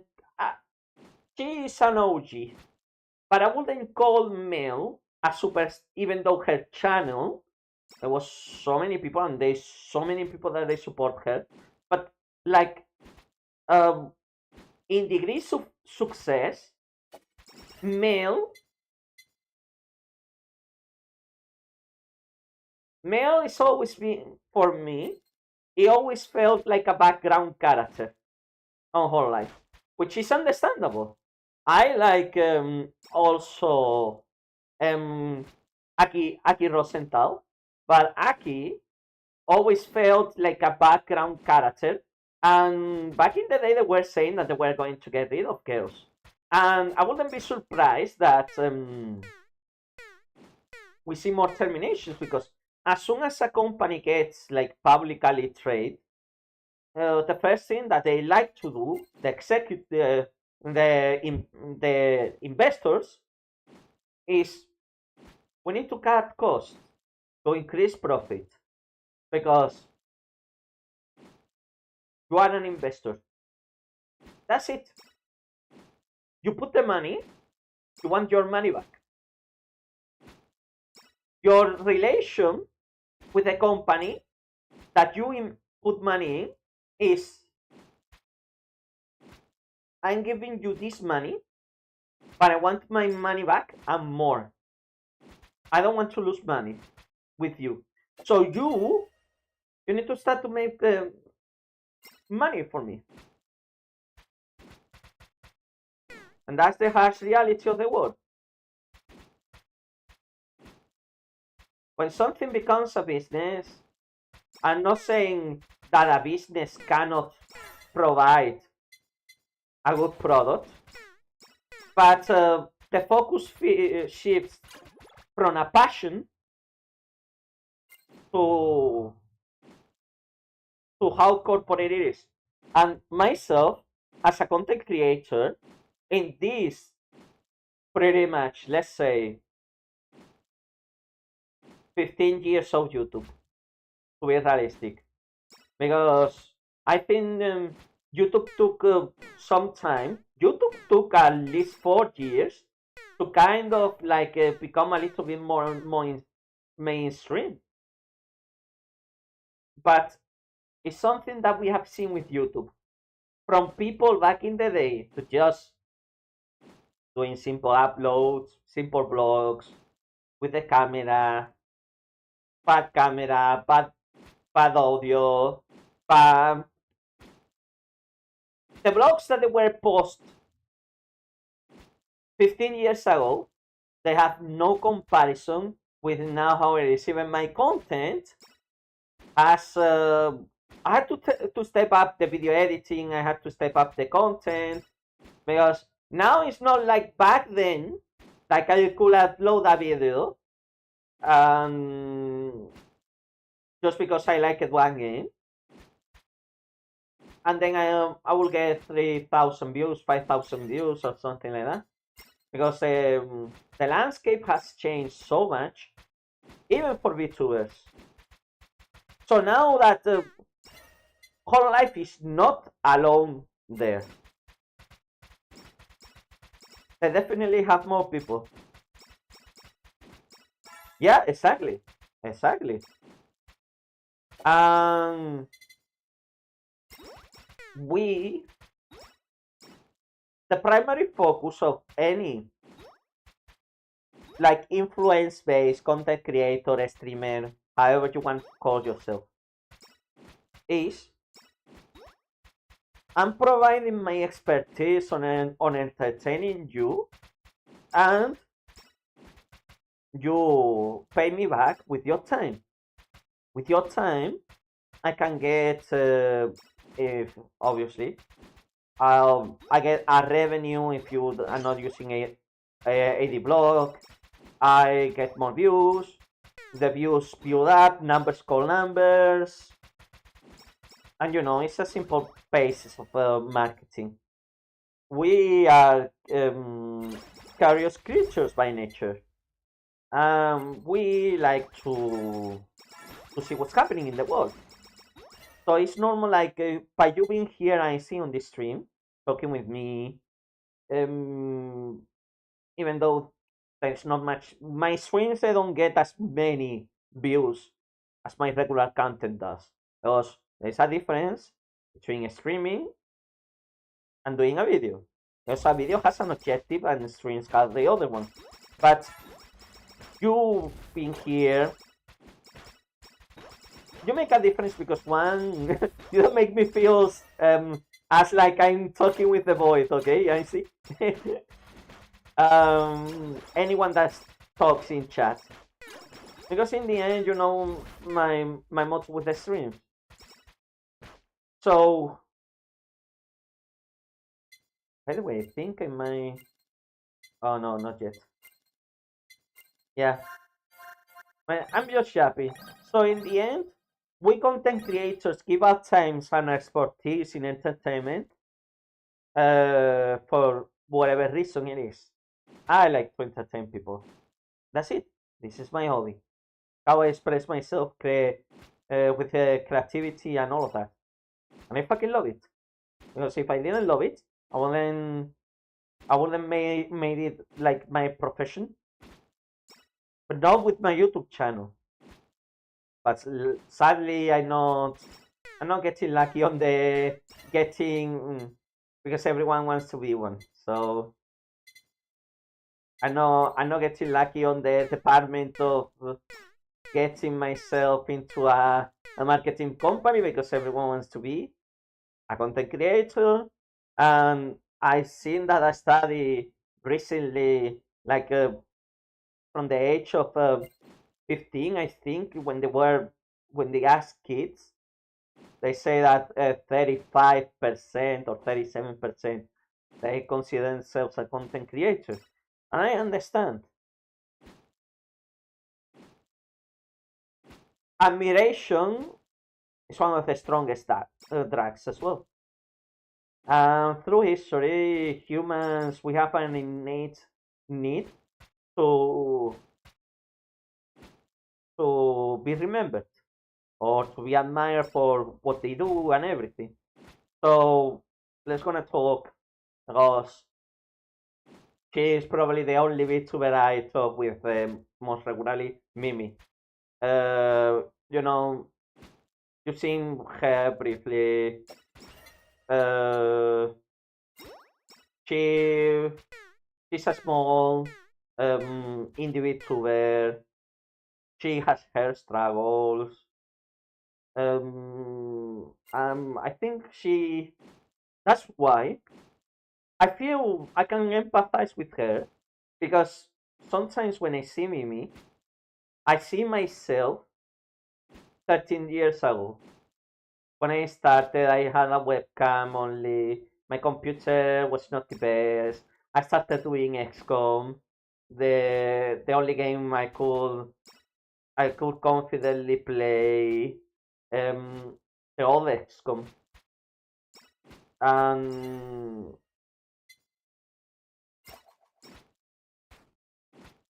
it was something I kept doing. And at that moment, but I think it was UFO Defense. You can just go to my channel and see the oldest video, but it was in Spanish. I freaking love that game. I developed an AI for the Terror of the Deep and UFO Defense that it was trained by me. Well, trained kind of. I mean, the developer just that I met him in real life when I went to a convention in Berlin, and we started talking. I wanna that makes the world such a small place. So yeah, I helped him to develop his AI, and I even had some streams with him in the channel. But yeah, they all. But I don't like UFO Defense because UFO Defense is so easy. I'm a Terror from the Deep. I love Terror from the Deep. That was my first XCOM game, and it scared me as a kid. Okay, it brings the screams, man. The screams in that game every single time that someone dies, and there is a little bit of an Easter egg. I still have it installed. That XCOM game. I have it and I freaking love it. I haven't played it in a while, but from time to time I like. I wanna nudge the AI developer again because I wanna play the newest update to see, because every single time that guy develops a new strategy for the freaking machine, I always been like, this is stupid, and I find a way to get around it. I'm such a naughty game tester, man. I should. When I was living in London, actually, some people they suggested me to become a Q&A game tester. I should send more CVs for that. What the hell? I'm gonna send it on Monday. Why not? Maybe you never know. Yeah, good point. Absolutely agree with that. If you don't break the game, if you are Q&A, then you're not doing your job. Then the game gets released and everyone is laughing about it.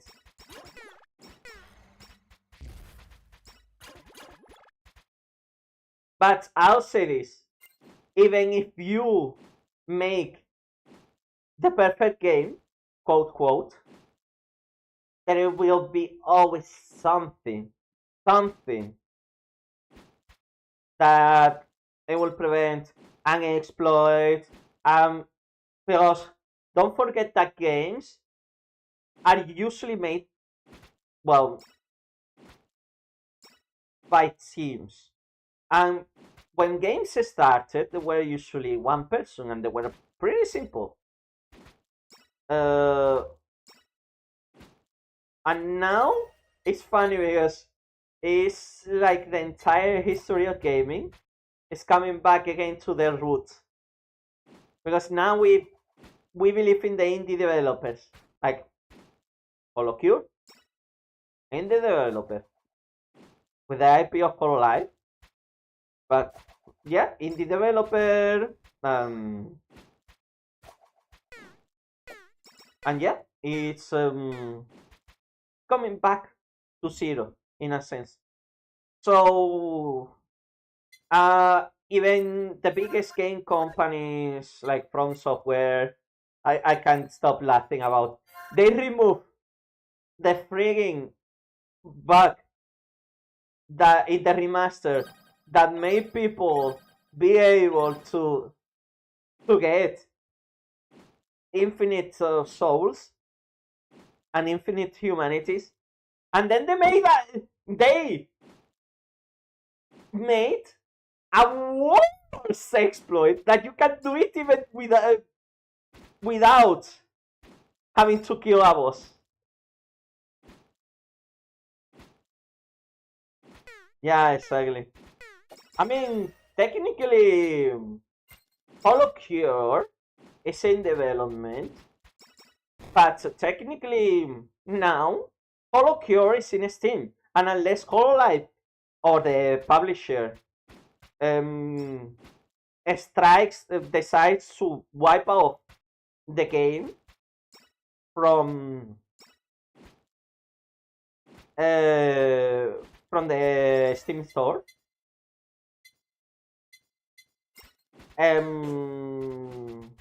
it's gonna be there for a long while. That's one thing. Every single, especially when I go as a content creator, when I go to game Xbox, like like for example, EGX, which now is defunct, merged with MCM, or WASD, which I love because in there people they treat you really well.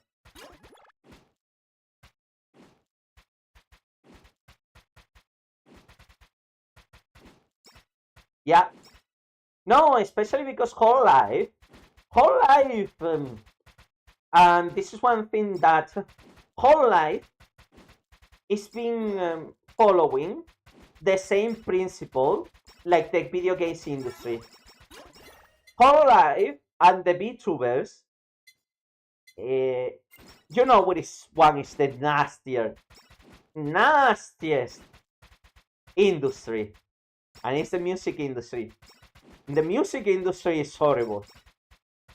With the ticket scalping as well, like getting bots, making scalping like part of the business as well. The music industry is just horrible, man.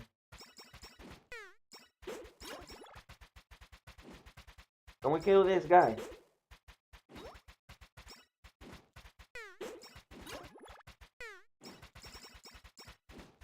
Oh. Oh! Okay. Well, I guess finally, after like half an hour, we managed to kill that guy.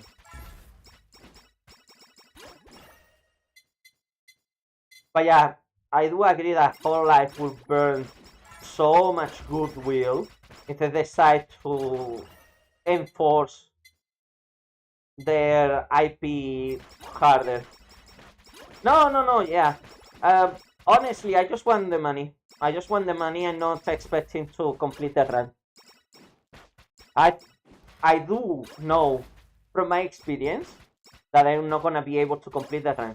I just need to get to a point where I can keep getting coins. That's it.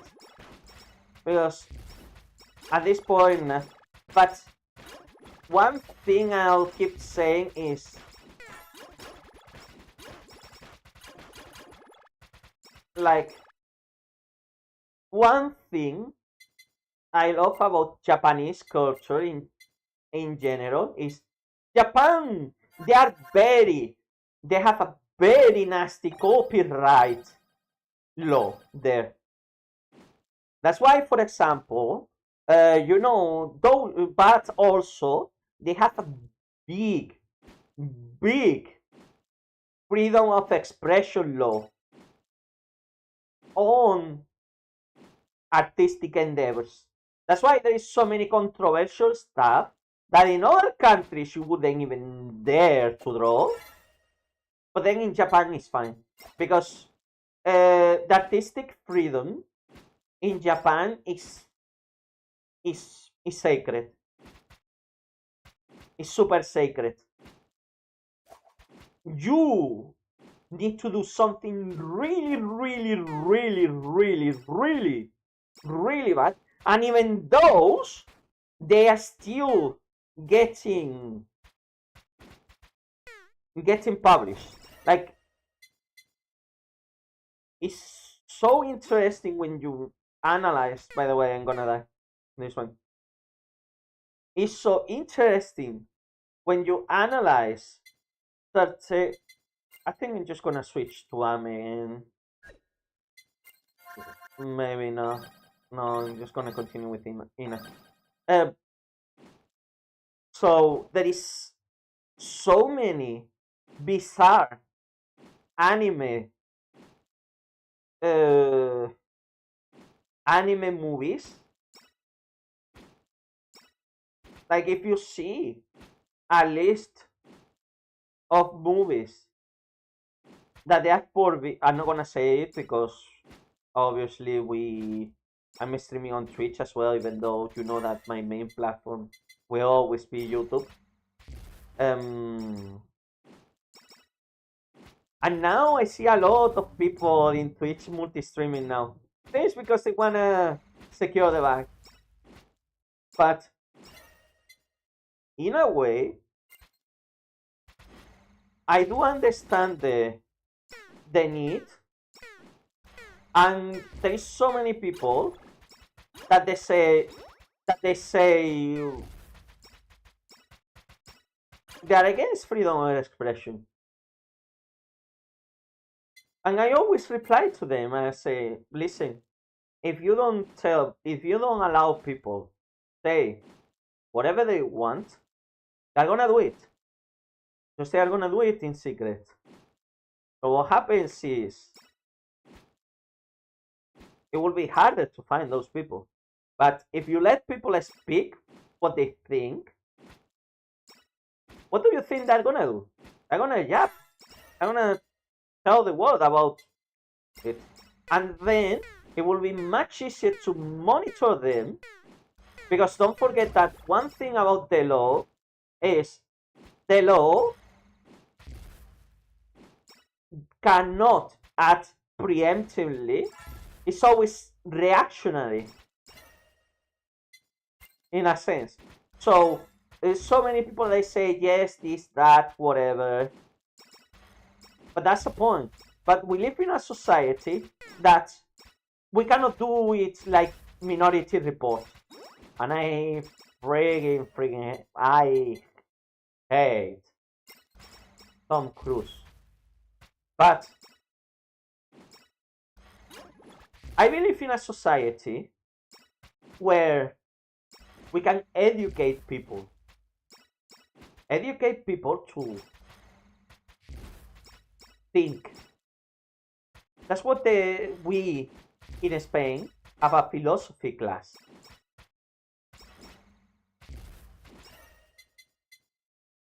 Of course. Come on, man. Of course. And I'm pro law. I'm pro society. I like to live in a society with rules that, and a government that the government has only one job: protect the interest of its citizens. That's it. That's why we all agree in democracy. And a government has only one job, because we are a lot of people and we need to organize. Because if we don't organize, we all know what happens when we don't. Yeah, exactly. So, and people, no one wants the responsibility. No one wants to take the responsibility.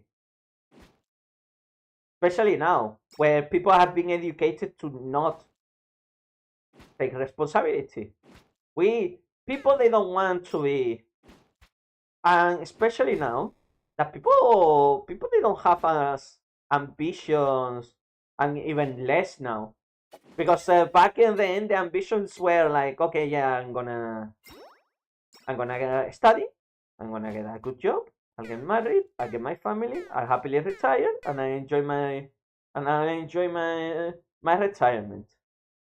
I live a simple life as a family man, as a family woman, whatever. You you didn't expect to change the world. You just were aiming for living a comfortable life, which is understandable. No one wants listen. I don't need to say much about myself. You all know. Everyone that is watching right now here knows. I've been pretty open about that. Because the reason I left London is because I didn't feel comfortable there anymore, living there. Some things happened there as well. Personally, in the biggest scheme of things, that made me leave the UK. And I could have stayed there. I could have gone to another city, um, stayed on the universal credit system. I could have, honestly, I maybe maybe this one might be a controversial, but I could have settled down, started, you know, all the old stuff. Maybe with time and difficulties, because I had the possibility to stay more permanently in a job, in a secure job, in a respectable job, doing what I like in life. But I had to sacrifice so much. But the difference in that is, when that happened, when I lost my job per marketing, the way to change my life was out of my control. Like, I wasn't changing my life because I wanted to change my life.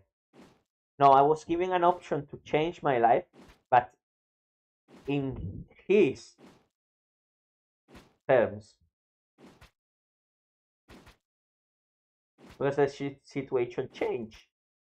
The situation changed, and obviously, I was a moment that I had to take a decision, and I took the one that bringing me today to Germany. Because maybe yes, maybe not.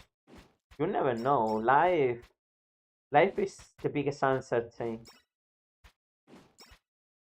and whenever we don't know.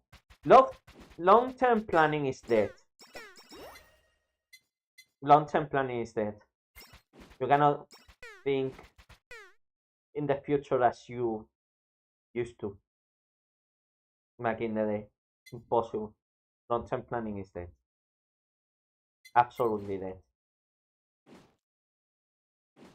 So myself, now I'm making plans what I'm gonna do, what I'm gonna be by the next of the month.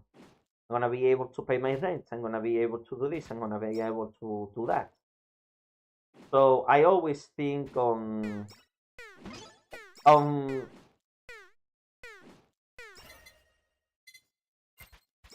the close future, and I feel bad because there's so many people like me, and I'm one of the privileged ones, the lucky ones, because I could have stayed homeless in Germany for much longer, but luckily it didn't take me long to find the flat that I'm living in with. Um, yeah, it's not perfect, but you know how satisfying is to say, you know what, I can do whatever, and call me call me a little bit like that, but you know what? Um, they're gonna call me filthy, but I like them. Okay, I have a one corner of my room that at the minute has spider webs. Yeah, I like spiders. Exactly.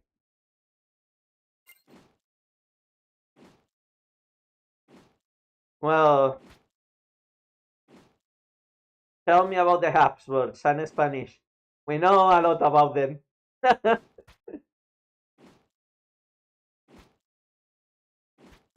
Tell me about the hapsworks. But yeah, but well, so yeah, there is this corner of the room here that there is a spider web there, and I'm like, I should clean it, but then I look at it and I see sometimes the little spiders on it, and I'm like, actually, it's not bothering me. It's they're just chilling there. Oh, they're just chilling there. They don't bother me. They get whatever other insect they come in the house. So I'm like, yeah, whatever. Yeah, let the spiders be there. I don't care. Meanwhile, they don't obviously become. They are not like the cleanest flatmates, but yeah, I let them be there. I let them exist there.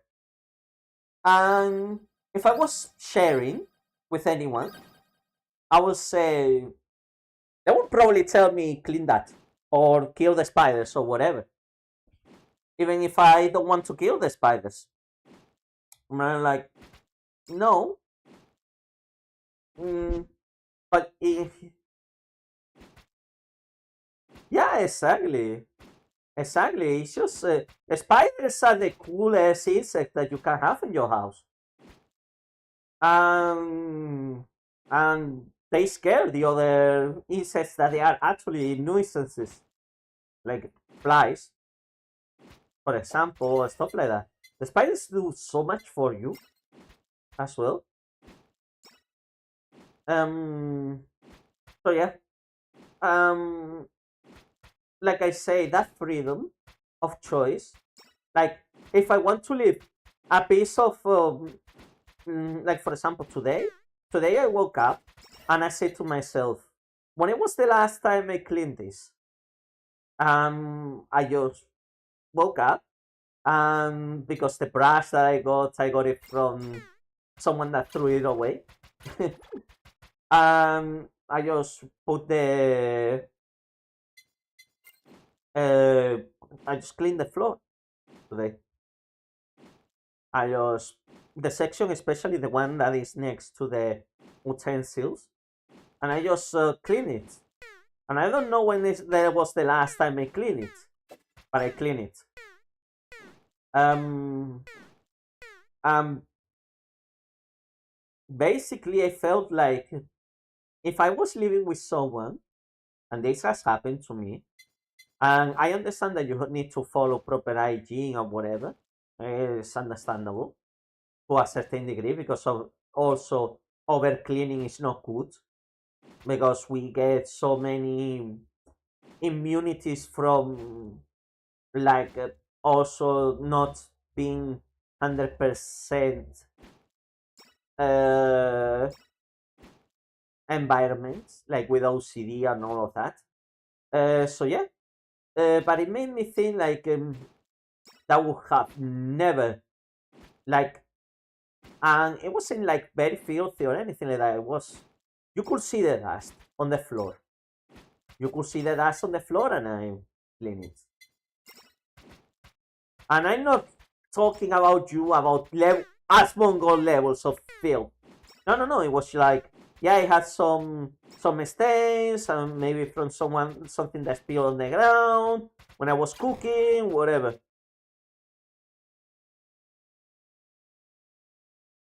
No, no, no. Yeah, exactly. My myself, I would define myself.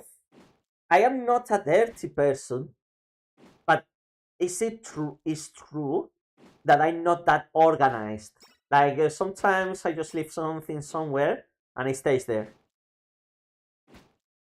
I my my landlord even says sometimes your room is such an organized mess because it still looks messy, but it's not dirty because I when I was living in London, I was living with my quote friends over there. Um, I've seen levels of dirtiness that will make Nurgle proud. Bro. I tell you right now. When I was living in Lewisham, I was living with this group of friends, or at then friends. We didn't have a bean bag, a bean, a bean container, basically to put the bean bags inside. So what happened is the mice and the rats, they would pick on the bag every single time. It was dark, and I used to sleep in the living room.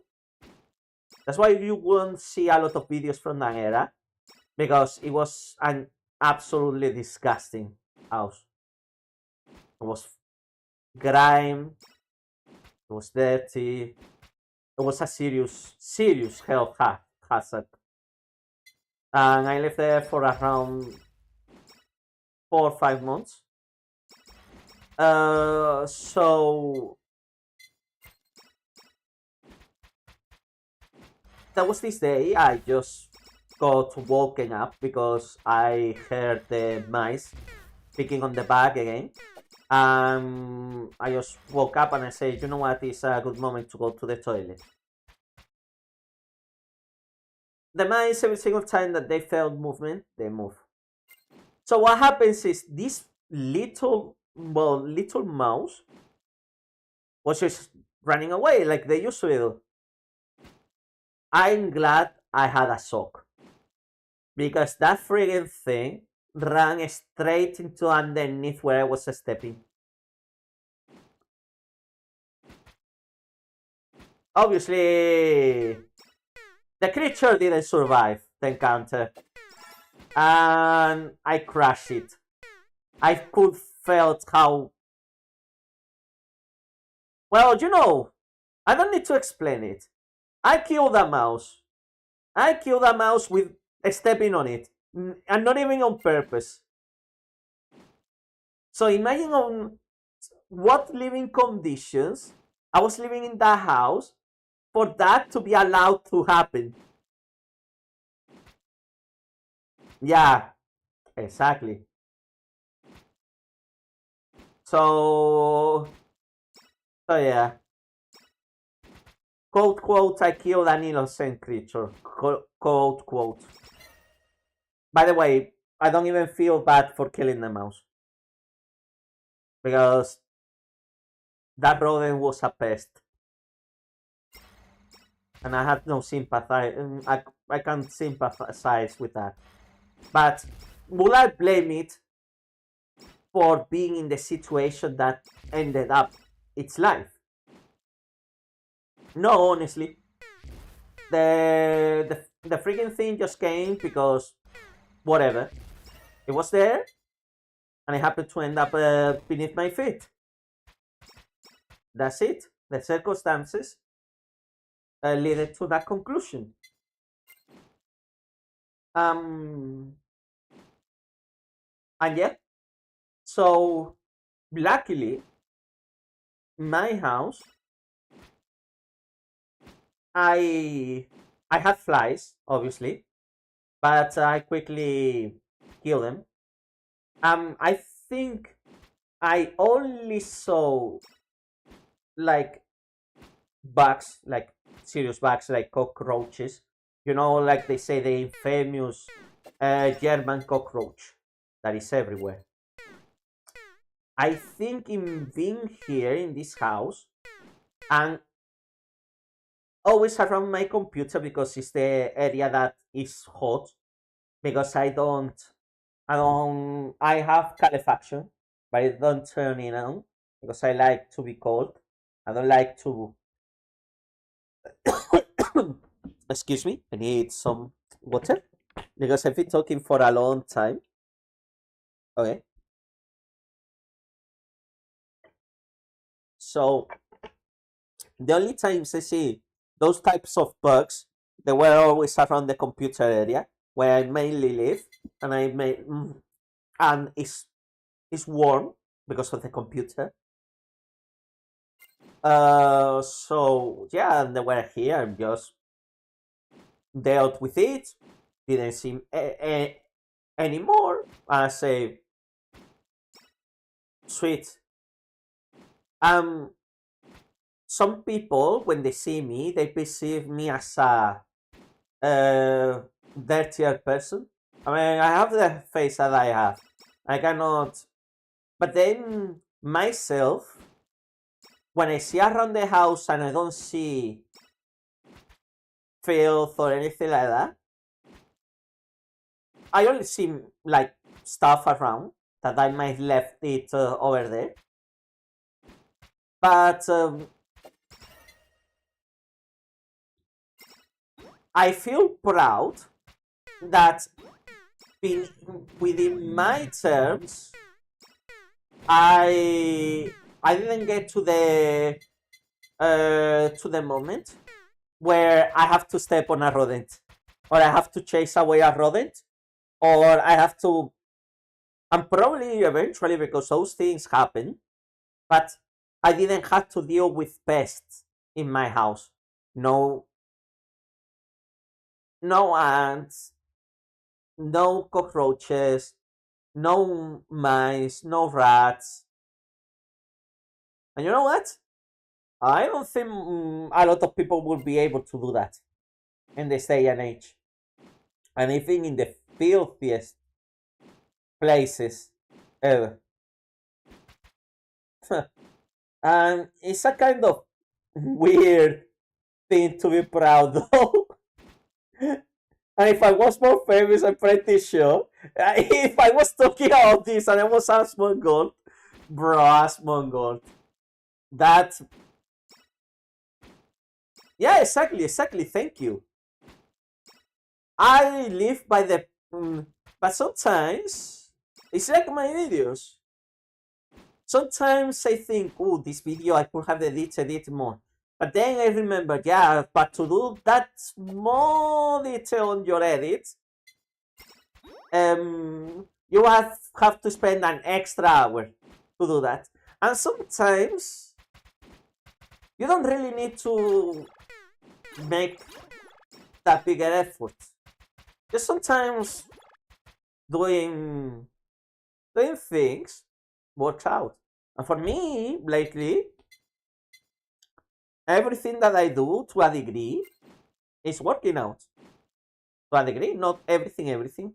But for example, my video with Mimi, it took me a week to edit that video, to not over stress, to not and I think burnout is the biggest one.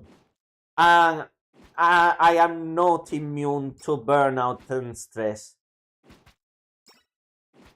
because everyone, when they express themselves creatively, they want to be recognized for it. So yeah. um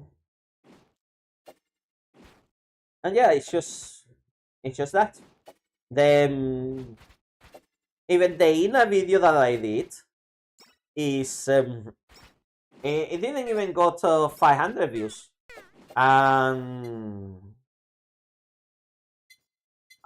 I have the right to feel frustrated for that one. Um, because I made a good effort. I invested so much time. No, of course, definitely. Um, Now the newest video that is gonna be released in like 2 hours. I'm gonna promote it. I'm gonna put it on some Reddit and everything. Have you ever heard of Man Livada Zero? Um, I don't know if you know Man Livada Zero.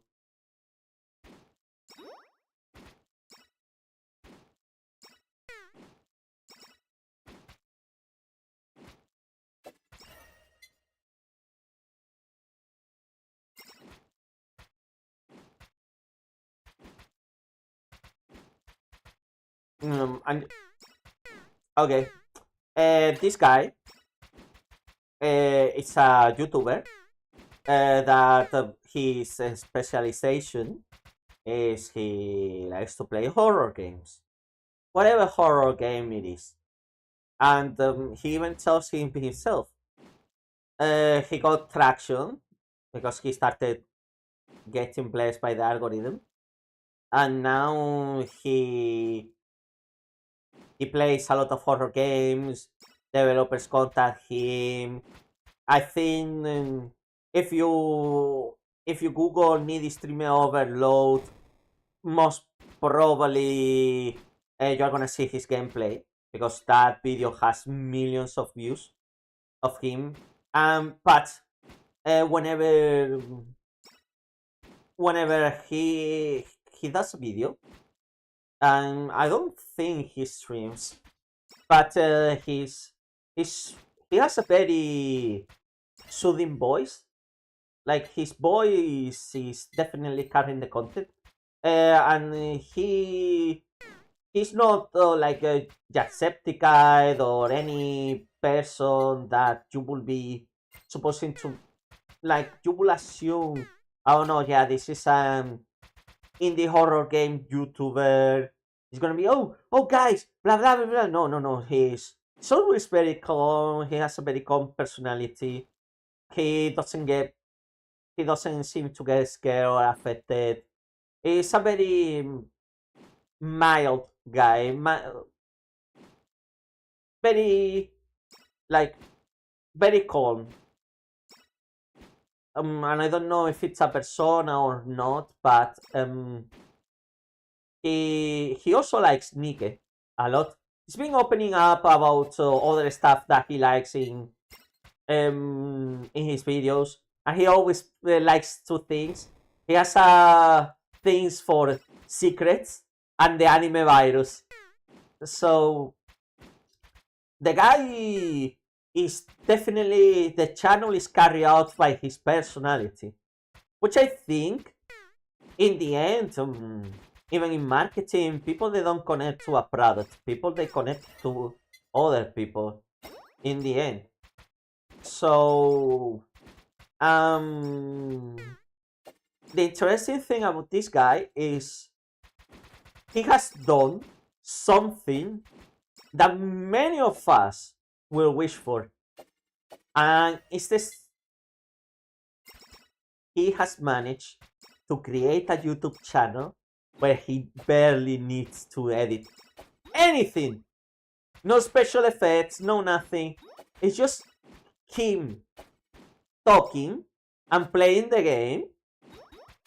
Like, he just records himself. He does the cuts from the boring parts, and that's it. And puts the intro, puts the outro.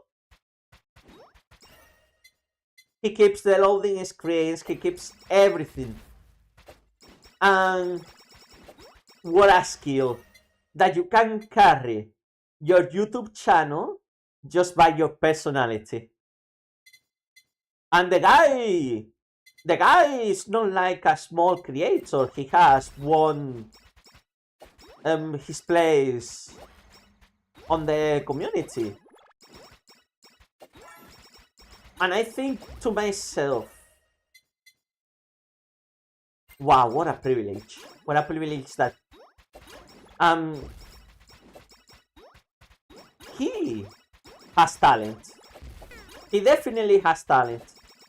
And honestly, without the breastplate, how in the hell I'm gonna be able to get the breastplate? Because without the breastplate, Ina is not gonna be. I need to achievements. I need to know how to get the breastplate. I don't even know if it's unlocked. Hey, a total of over 500 damage in one game. Ah, that's easy. That's super easy. We can definitely get that. We definitely need to get that then.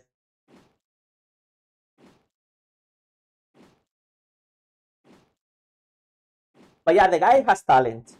And I don't watch him regularly. And I'm pretty sure the video, and I haven't told the creator to to contact this person because honestly it's not my business. But the demo that I'm uploading today, I'm pretty sure he is gonna play that game because um he is gonna be he likes to play those kind of games, and I'm pretty sure he played Need Streaming Overload. Eventually, he will find his way into this game as well. Um, and then when I saw my own game, it felt like I done something similar to him, but I mixed it with all my inspirations, and I said to myself, but at some point, I understand. I think I did something very similar to him in the way of how I presented my gameplay, but I did it within my terms, within my inspirations, the way I do my stuff. I even do some cheeky stuff that I um for like immersion. I even some of the things I missed in the game, like whenever I was doing the gameplay and everything, I felt like some effects or details that were missing from my experience. And I'll tell you, but I didn't even tell the creator because I don't know if the game developer is gonna watch the video or not. It was most of the time they just want you to release a video on their content, but they don't actually watch the content. Very rarely they do. They keep an eye and they say, okay, this person release a video, but they don't. If they contact like 100 people, they are not gonna see 100 videos. But I would love to see that the developer sees that I increase the experience of its game. And I was this close to ask Mimi to voice the female character in the game. Because I say, you know what, Mimi? You never know. Maybe someone would like it.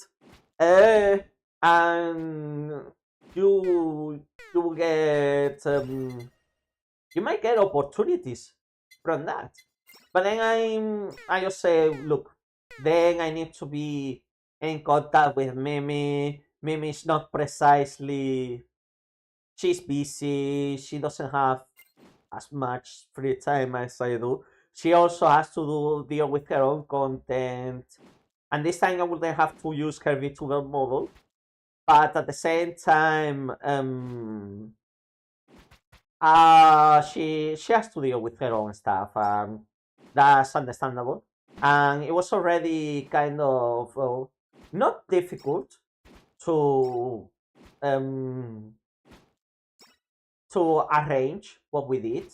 But even when we did need streaming overload video, so obviously we were running in like a timer phase. And yeah, I'll say, listen, okay, no, it's it will be good to enhance the viewer experience. But then I say to myself, but is it the time, like you say, like over cleaning? It wouldn't be optimal to release a video like that, especially. And I see people that I don't like. I don't like Nianers. I hate. I don't like Nianers. I hate Nianers. I think she's a hypocrite, and I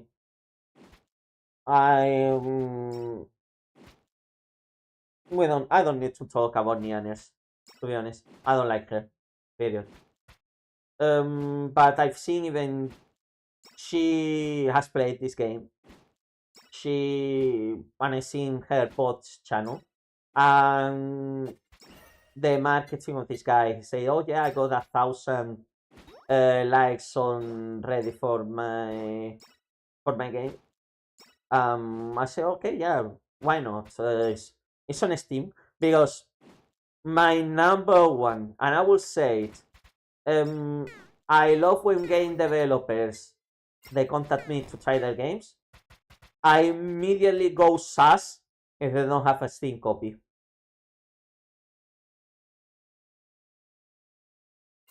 Okay, EOs and stuff like that could be safe websites. It could be a pretty good game so far. But considering on that precisely my YouTube channel is very dear to me. I will do anything to protect my YouTube channel.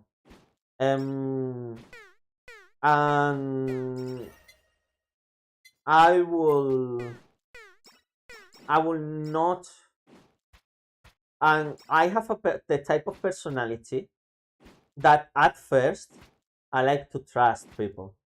I like to trust people. I think you need to give people a chance, at least a one chance. Everyone deserves one chance without scrutiny. Yeah, exactly. I don't have a malware-proof setup because my my technology expertise go to a certain point, and my knowledge on cybersecurity is good enough to not download anything from even now. Even the biggest channels in YouTube, they are getting their channels hacked. Look at what happened with Crony recently. Her channel got hacked, and they put some stupid cryptocurrency video that I don't understand.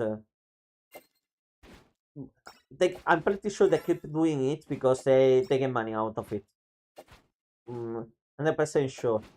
So I do not download anything. I don't care. I'm not gonna download a brief. If you want to show me something, we arrange a meeting and you show me on a presentation. What is your why? Um, why do I need to even with companies? So I think it's just common sense. So, and I feel bad for this developer. It was a Brazilian developer because this made me think. He also contacted me on Discord because he saw my Black Souls video, and he also contacted me on Discord and he sent me an IO.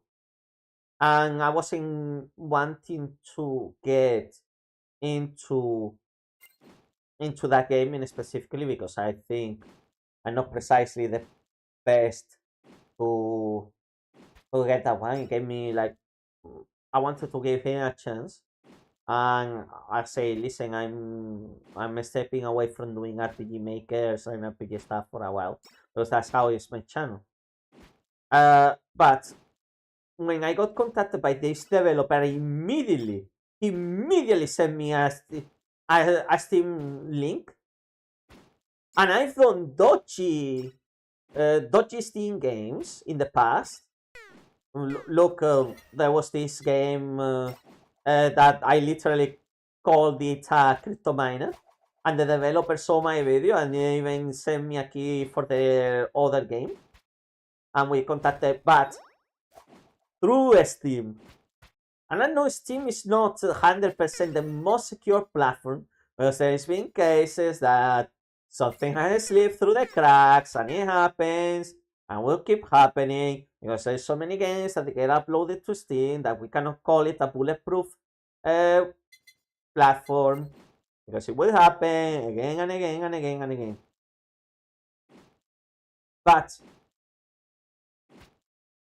it gives me that peace of mind that Valve is doing the work for me in that cybersecurity aspect.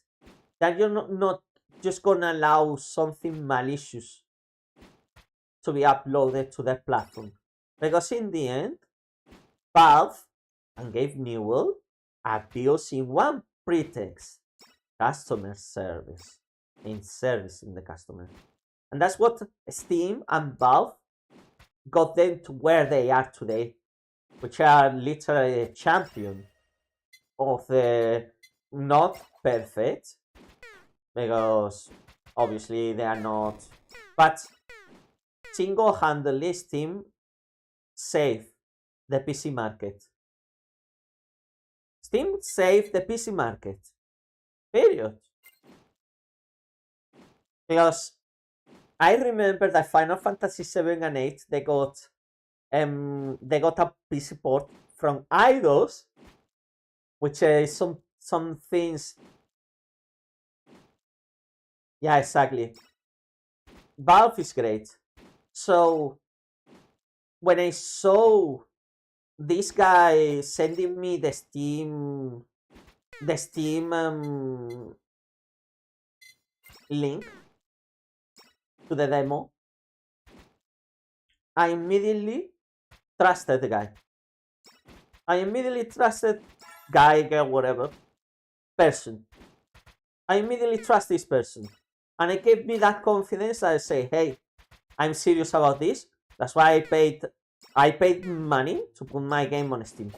And no, not everyone has the money to pay, because I think to put a game on Steam, even if it's a free to play game, you need to pay 100 of your currency. I don't know. I remember you used to have to go through green light, but they removed green light long ago, and I think now you just pay a fee and that's it. It's some money. It's not a lot of money, but it's still some money. You need to pay around 100 just to get your uh, game published in Steam, basically.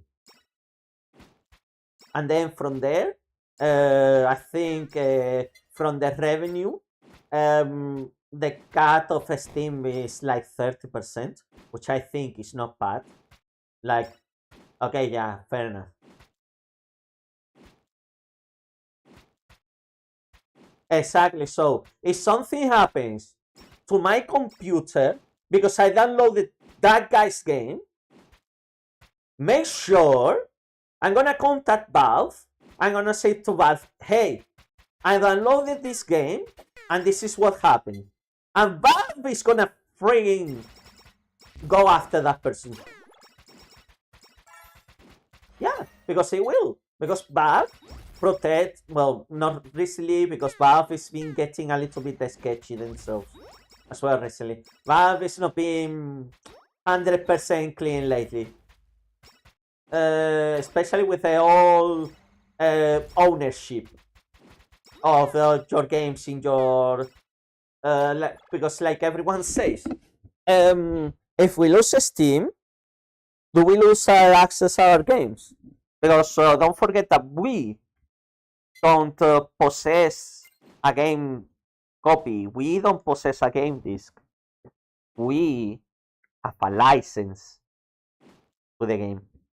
We don't possess. If Steam disappears, my games disappear with Steam.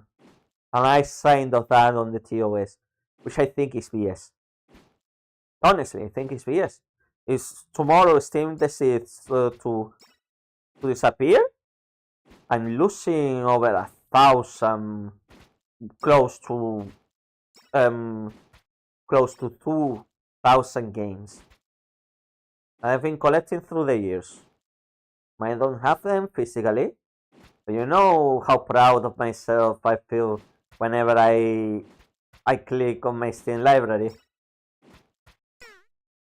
But yeah, so Steam gives me that safety and that security.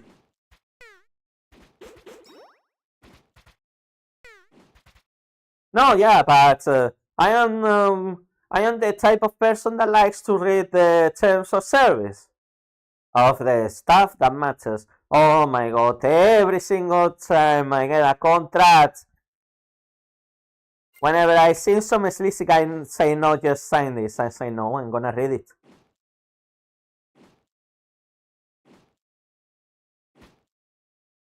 Yeah, probably.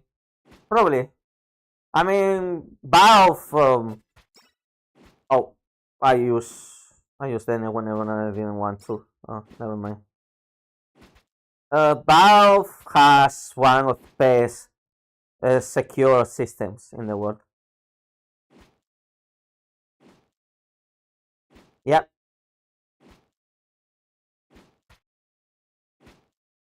I mean, if not, you know what happens when you don't read the terms of service, right? The human Sentai part.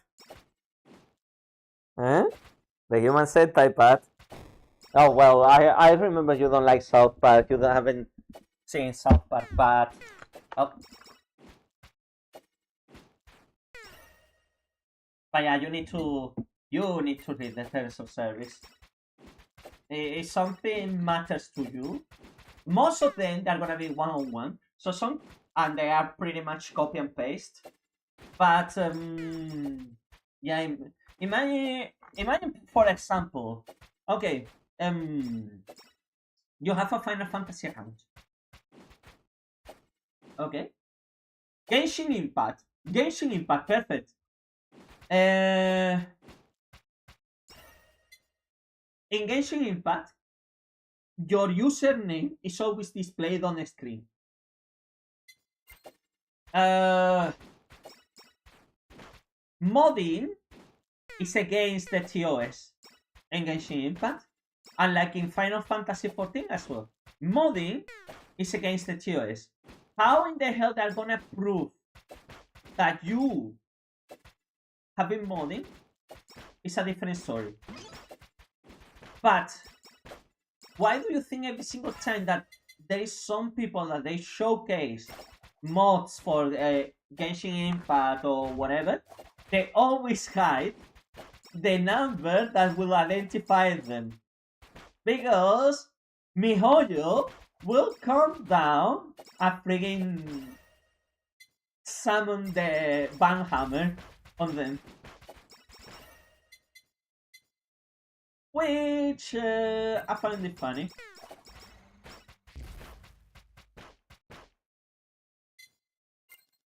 Come on, tell me. Oh, finally! It took me an hour and a half for this one. Finally, I have a special attack and the support item. Let's go.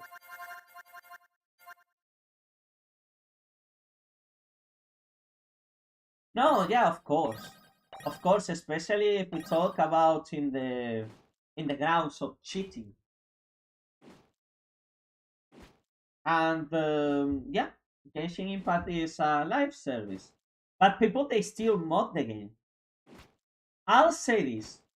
I'll never have an issue with cosmetic modes, even if they are of a more mature um, um, inclination, because Skyrim, Skyrim exists for a reason.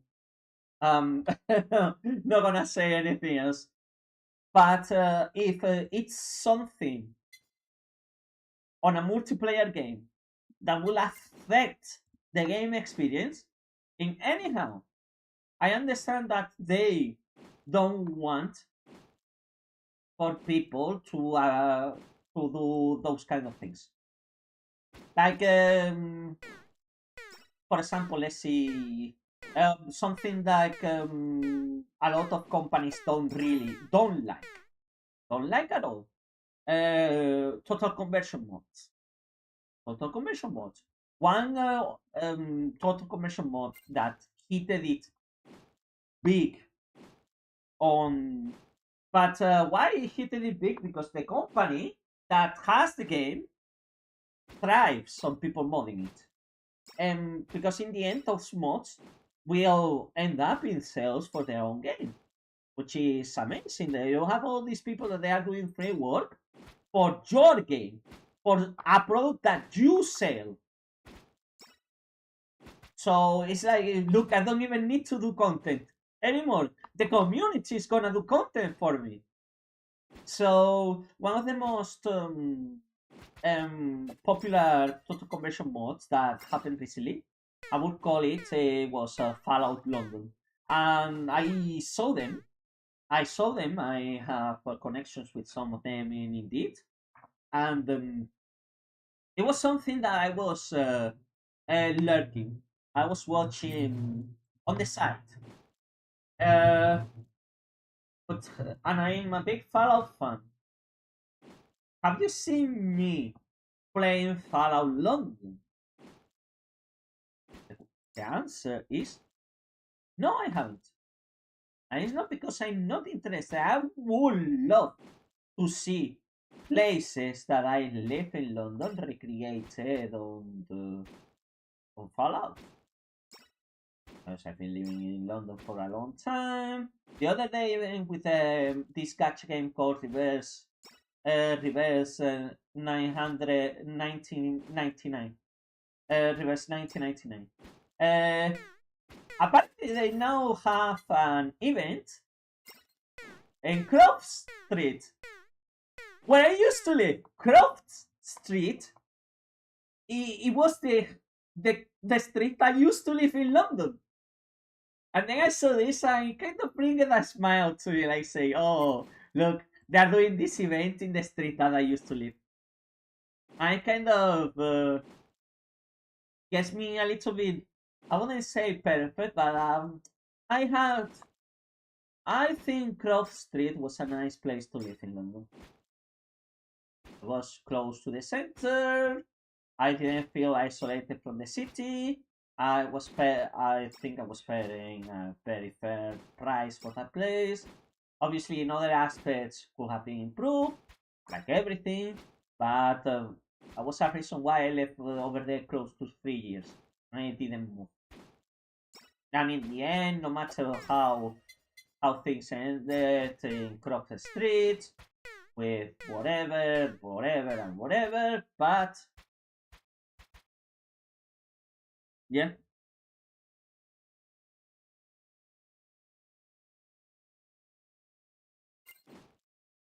But that kind of made my day a little bit. I just remembering me living in Croft Street, in a sense. Obviously, I didn't have the best flatmates, but I was living with Alex there for a long time. Miss living with Alex. I need to convince him to at least come down and visit me soon. He could less mock all the marriage MJ he wants here. In Germany is legal. So he can rock his socks off here. But yeah, and I think that's something that the video game industry has been doing well for a while. Not every single one, because some companies are literally evil. Activision Blizzard, EA, what else? Epic. I hate Epic. When I found out about this, I immediately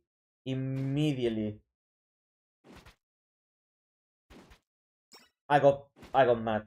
I got super mad at this when I found out what Epic did. Epic delisted all of the games of Unreal Tournament from every front, and then don't allow anyone, not even themselves, to sell Unreal Tournament, the game that has the freaking name on the engine. Unreal. None of the games, you cannot buy them anymore. They are abandonware. That pissed me off. That seriously pissed me off. That seriously pissed me off from Epic. And I understand that you want to keep your, because you wanted to compete with Steam.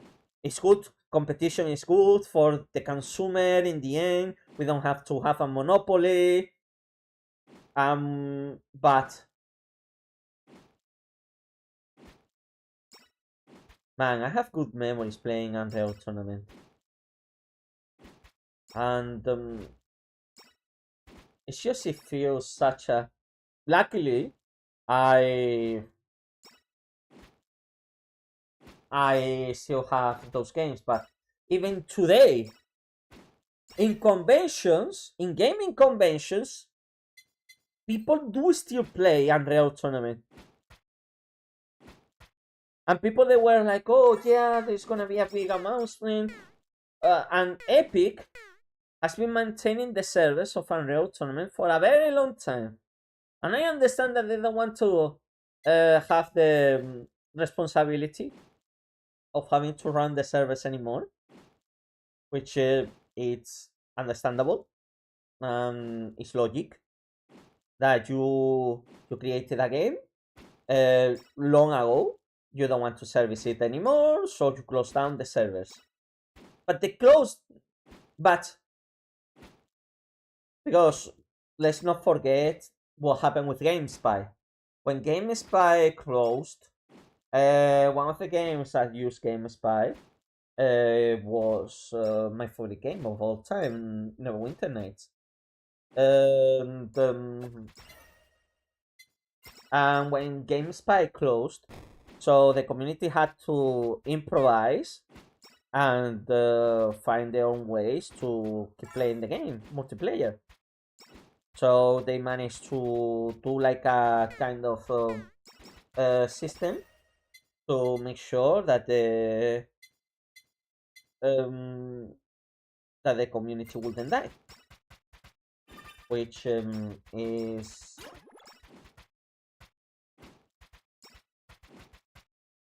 it's actually good. Okay, the community didn't die, and all of that. And the game was available in some digital stores, and BioWare never actually did anything to uh, to to impede people from keep playing their game. Aside from when games, and they even let they sold the property to a different studio, Beandog. And they today recently they're gonna release a new DLC for Neverwinter Nights, and they keep working in the game in the enhanced edition. And I kind of feel proud there that the game is alive. They resurrected the game. They freaking resurrected my favorite game. And now I don't need to go to. I even had a video on my channel with a tutorial on how to play Neverwinter Nights. And now knowing that you don't need to do those things anymore. Guess what? Bye bye, guy.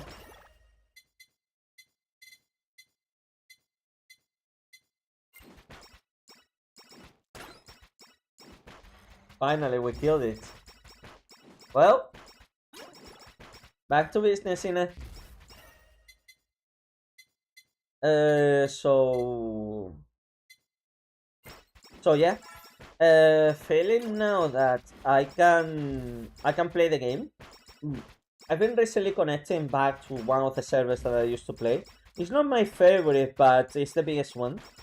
And you will say 300 players. It average 300 players, and the only thing that I don't like is like how the server itself is presented.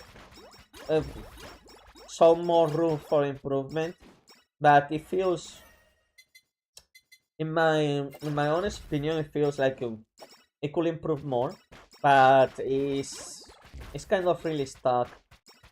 Like there's so many things that I could improve, but yeah, I log in, I roleplay a bit, I get out. That's how I like to roleplay Dungeons and Dragons. I like that feeling of being able to just comfortably log in and spend the time investment that I want in the game. And then whenever I'm tired, press a button and say goodbye, and I don't need to. And that's something that Neverwinter Nights is 100% capable to do it for me. No subscriptions to any, like, for example, D&D Beyond or anything like that. Just one the best game of Dungeons and Dragons for me that it has been ever released. And they did it on the late 90s, early 2000s.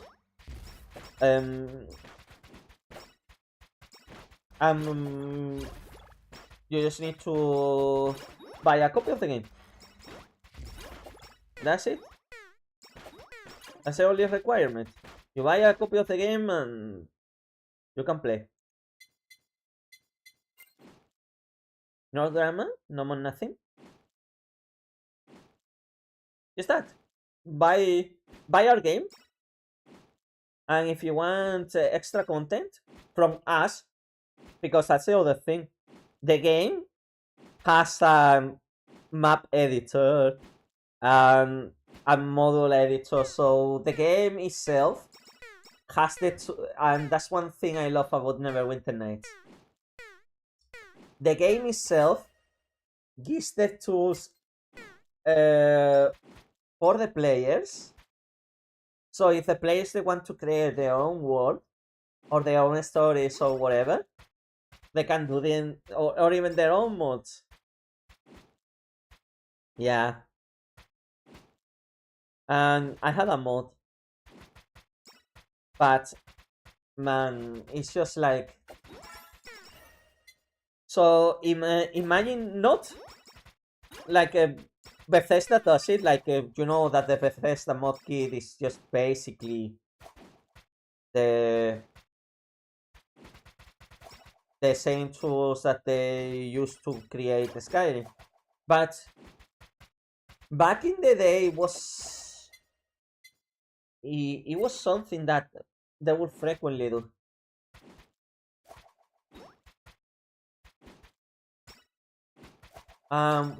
We lost that. We definitely lost that. Now, no company is gonna risk the chances of increase their the bottom line with that. Like I say, I do really appreciate Neverwinter Nights because I can RP. I don't need D20. I don't need anything of this. And personally, if I have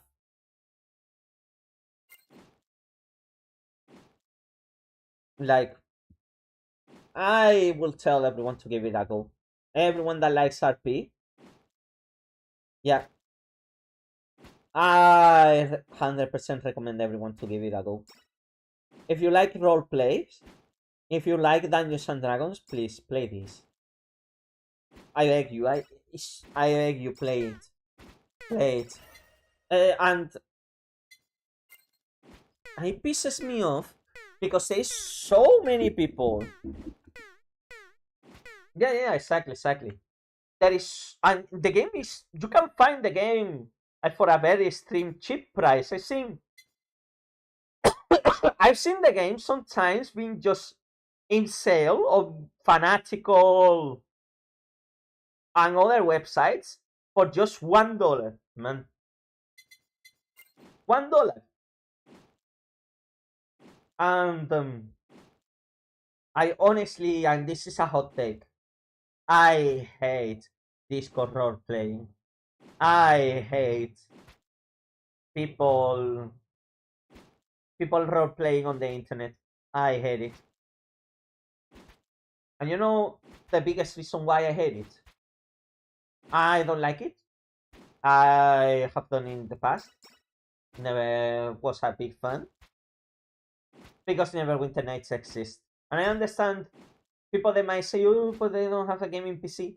The game is a game from the 90s. Any computer can run it. There's no excuse to not play Neverwinter Nights if you like RP. And they say no, but this, but that. Doesn't matter. There is so many servers. There is so many ways that you can customize your character.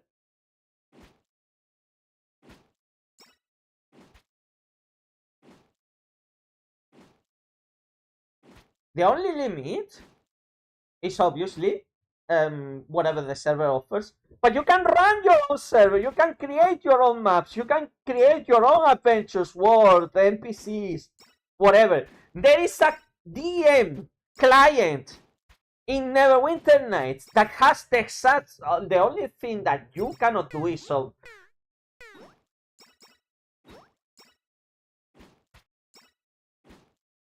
Well, technically you can. You just tell people to wait. Meanwhile, you do the map and that's it.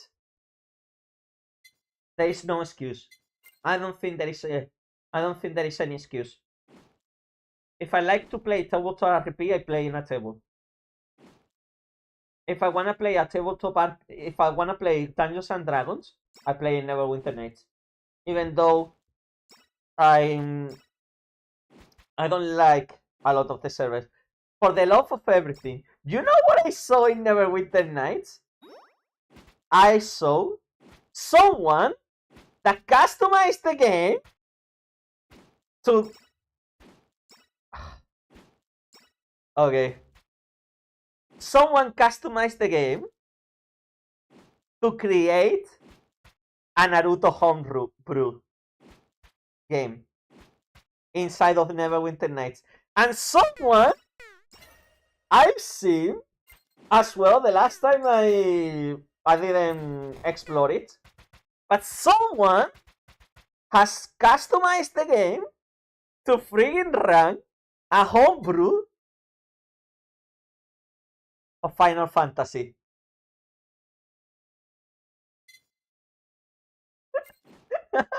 It's just when you have a game that people can invent their own systems if they are skilled enough, obviously.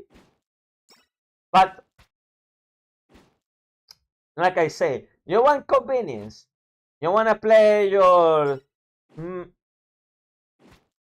I mean, obviously, you need to know some degree of programming to do the more customized versions of the game. But well, let's just gonna have a small break on this. So, look, just a small tangent, small diversion. Okay. Uh, Probably the only thing that worries me is even so the music has been used in the past in a lot of YouTube videos, and I can't stop hearing it. So this is the game, okay, and now look, they're even still updating to this, yeah, to this day. So whenever you play it, you can go to the Dungeon Master client and the Aurora toolset, and this is something magical, absolutely magical.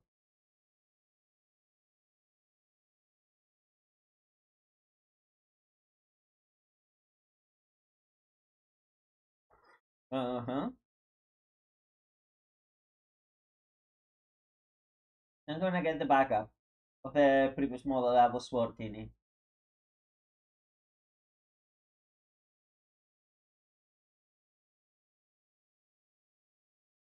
So, looks familiar, eh? You can do your own game within Neverwinter Nights, but and this is a project I was working in, and honestly, I think I had a pretty good grasp on what I was doing, and I started doing. I never released this anywhere, but I did a lot of maps and everything. And this is pretty much all done by me with the tools of the game, but obviously by hand. So this is something that I can put in the game and I can play.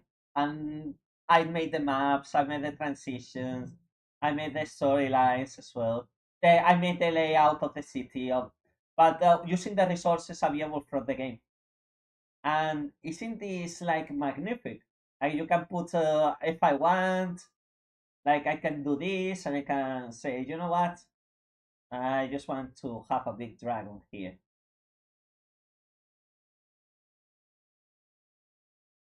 I want them. Yeah, there we go.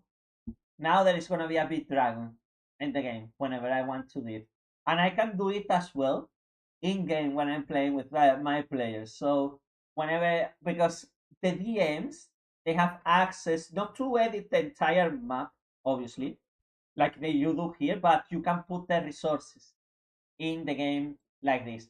Just to a click of a button, you can put whatever is available to you there, and then people they pay they pay for this when you have the resources already. Why do you think I so I'm so mad at people? And then you say, uh,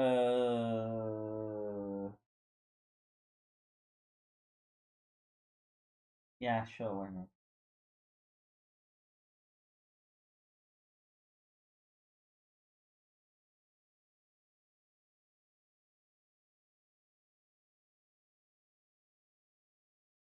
Yeah, sure, why not? Just in case.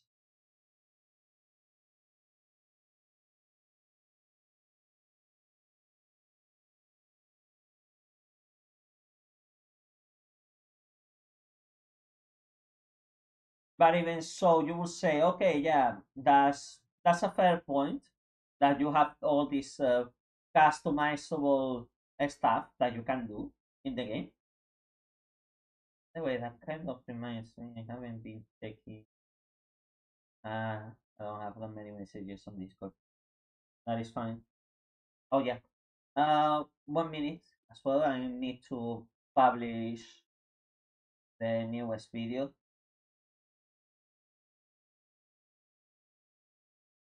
Just I'm just gonna ping people. Discord. Not even premiered yet.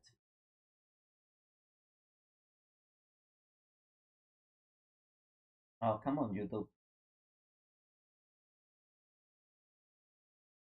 Okay.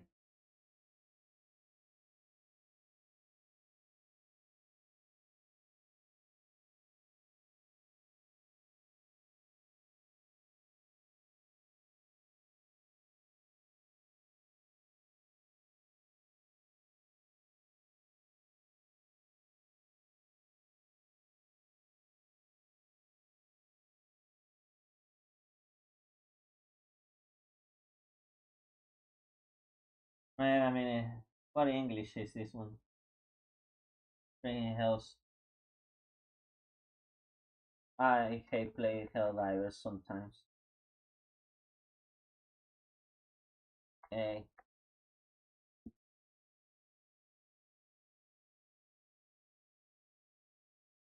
okay, that's it. I'm not gonna. Oh yeah, yeah. Oh no, thanks. Thanks for being here, Einstein. Always a pleasure, man. Good night.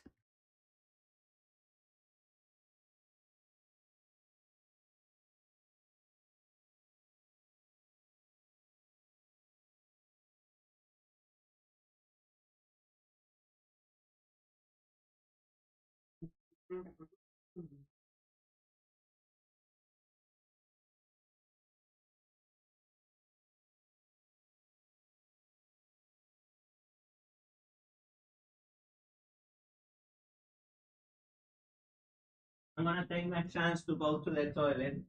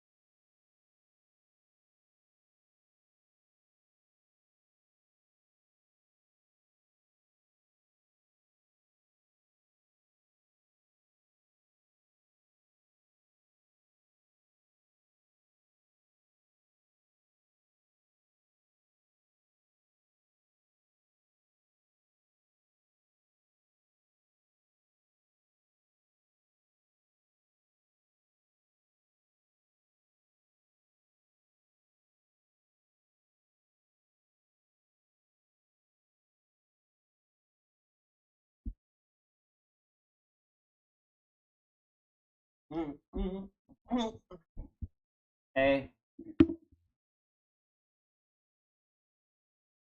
Mm, mm, mm.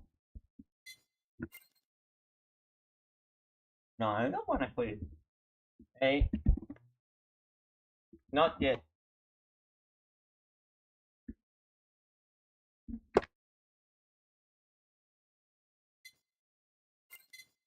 Hey.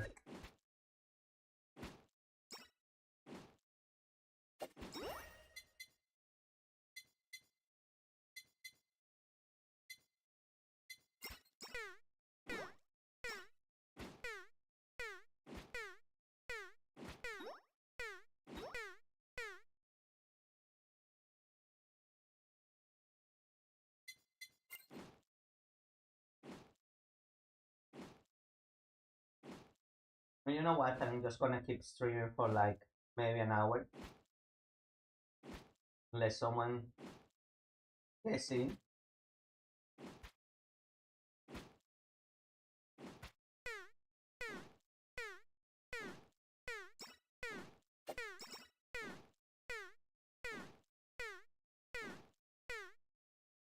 Ah, come on, I can do this.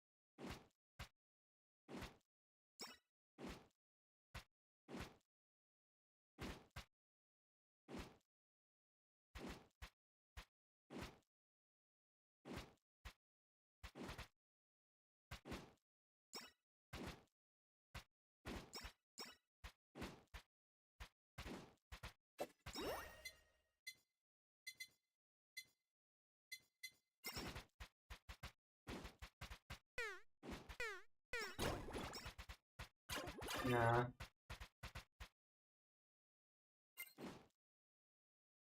Hold on. I need to know when I could be able to buy. No. 2000. Ah, no. 2000 is a lot. I think I'll get the HP regeneration first. 2000 is too much. No, I'll get the increased experience. Yeah, the increased experience is gonna be the best option. Because that's how we are gonna survive.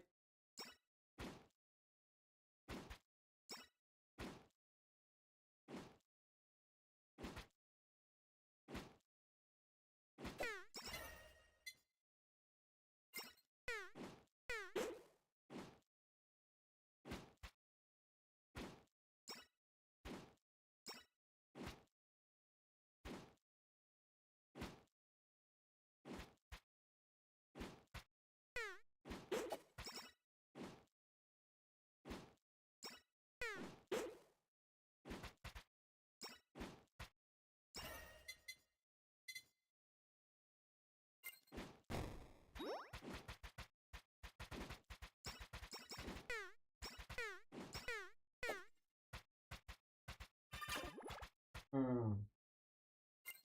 I no spider cooking, no nothing. I'm having some flashbacks now. Like I've been in a war or something. Ay. Probably gonna be just the first level, the one that is gonna be difficult. Pretty sure the other ones are not gonna be as hard as soon as I get all the other upgrades.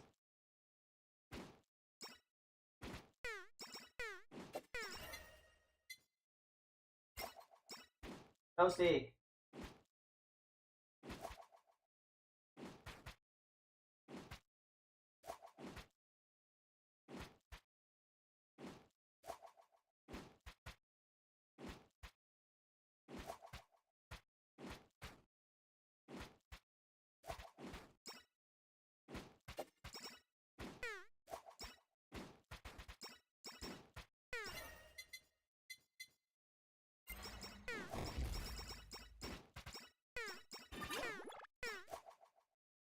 Yeah.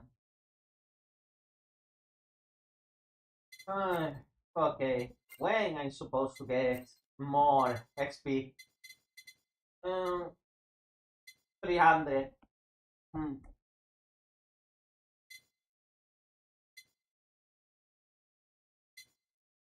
3 friggin' hundred. My god. And 200 for the regeneration.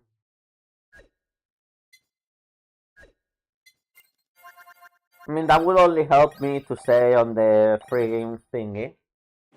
If I still need to get 2000 points.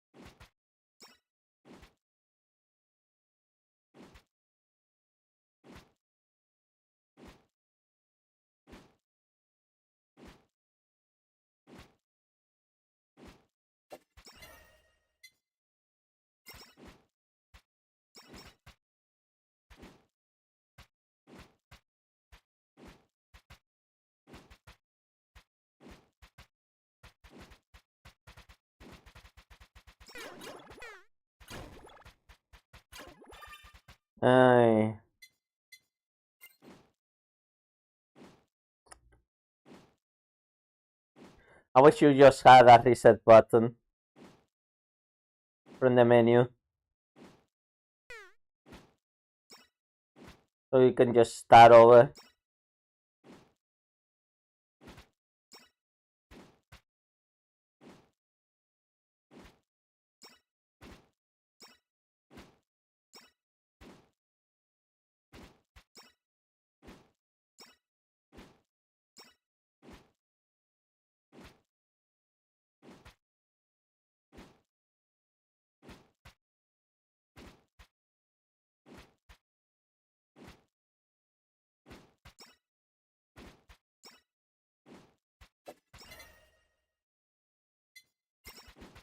Finally.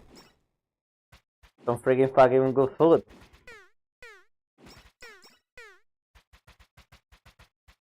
How come that we are not doing enough damage? Weird. You know what? Yeah, I'm tired. I'm tired for the day. I think I'm done with this. I'm gonna chill out and do something else. Yeah, thanks everyone. At least we have baby steps, okay? Take care, people. And watch the video. It's gonna be published later. Bye.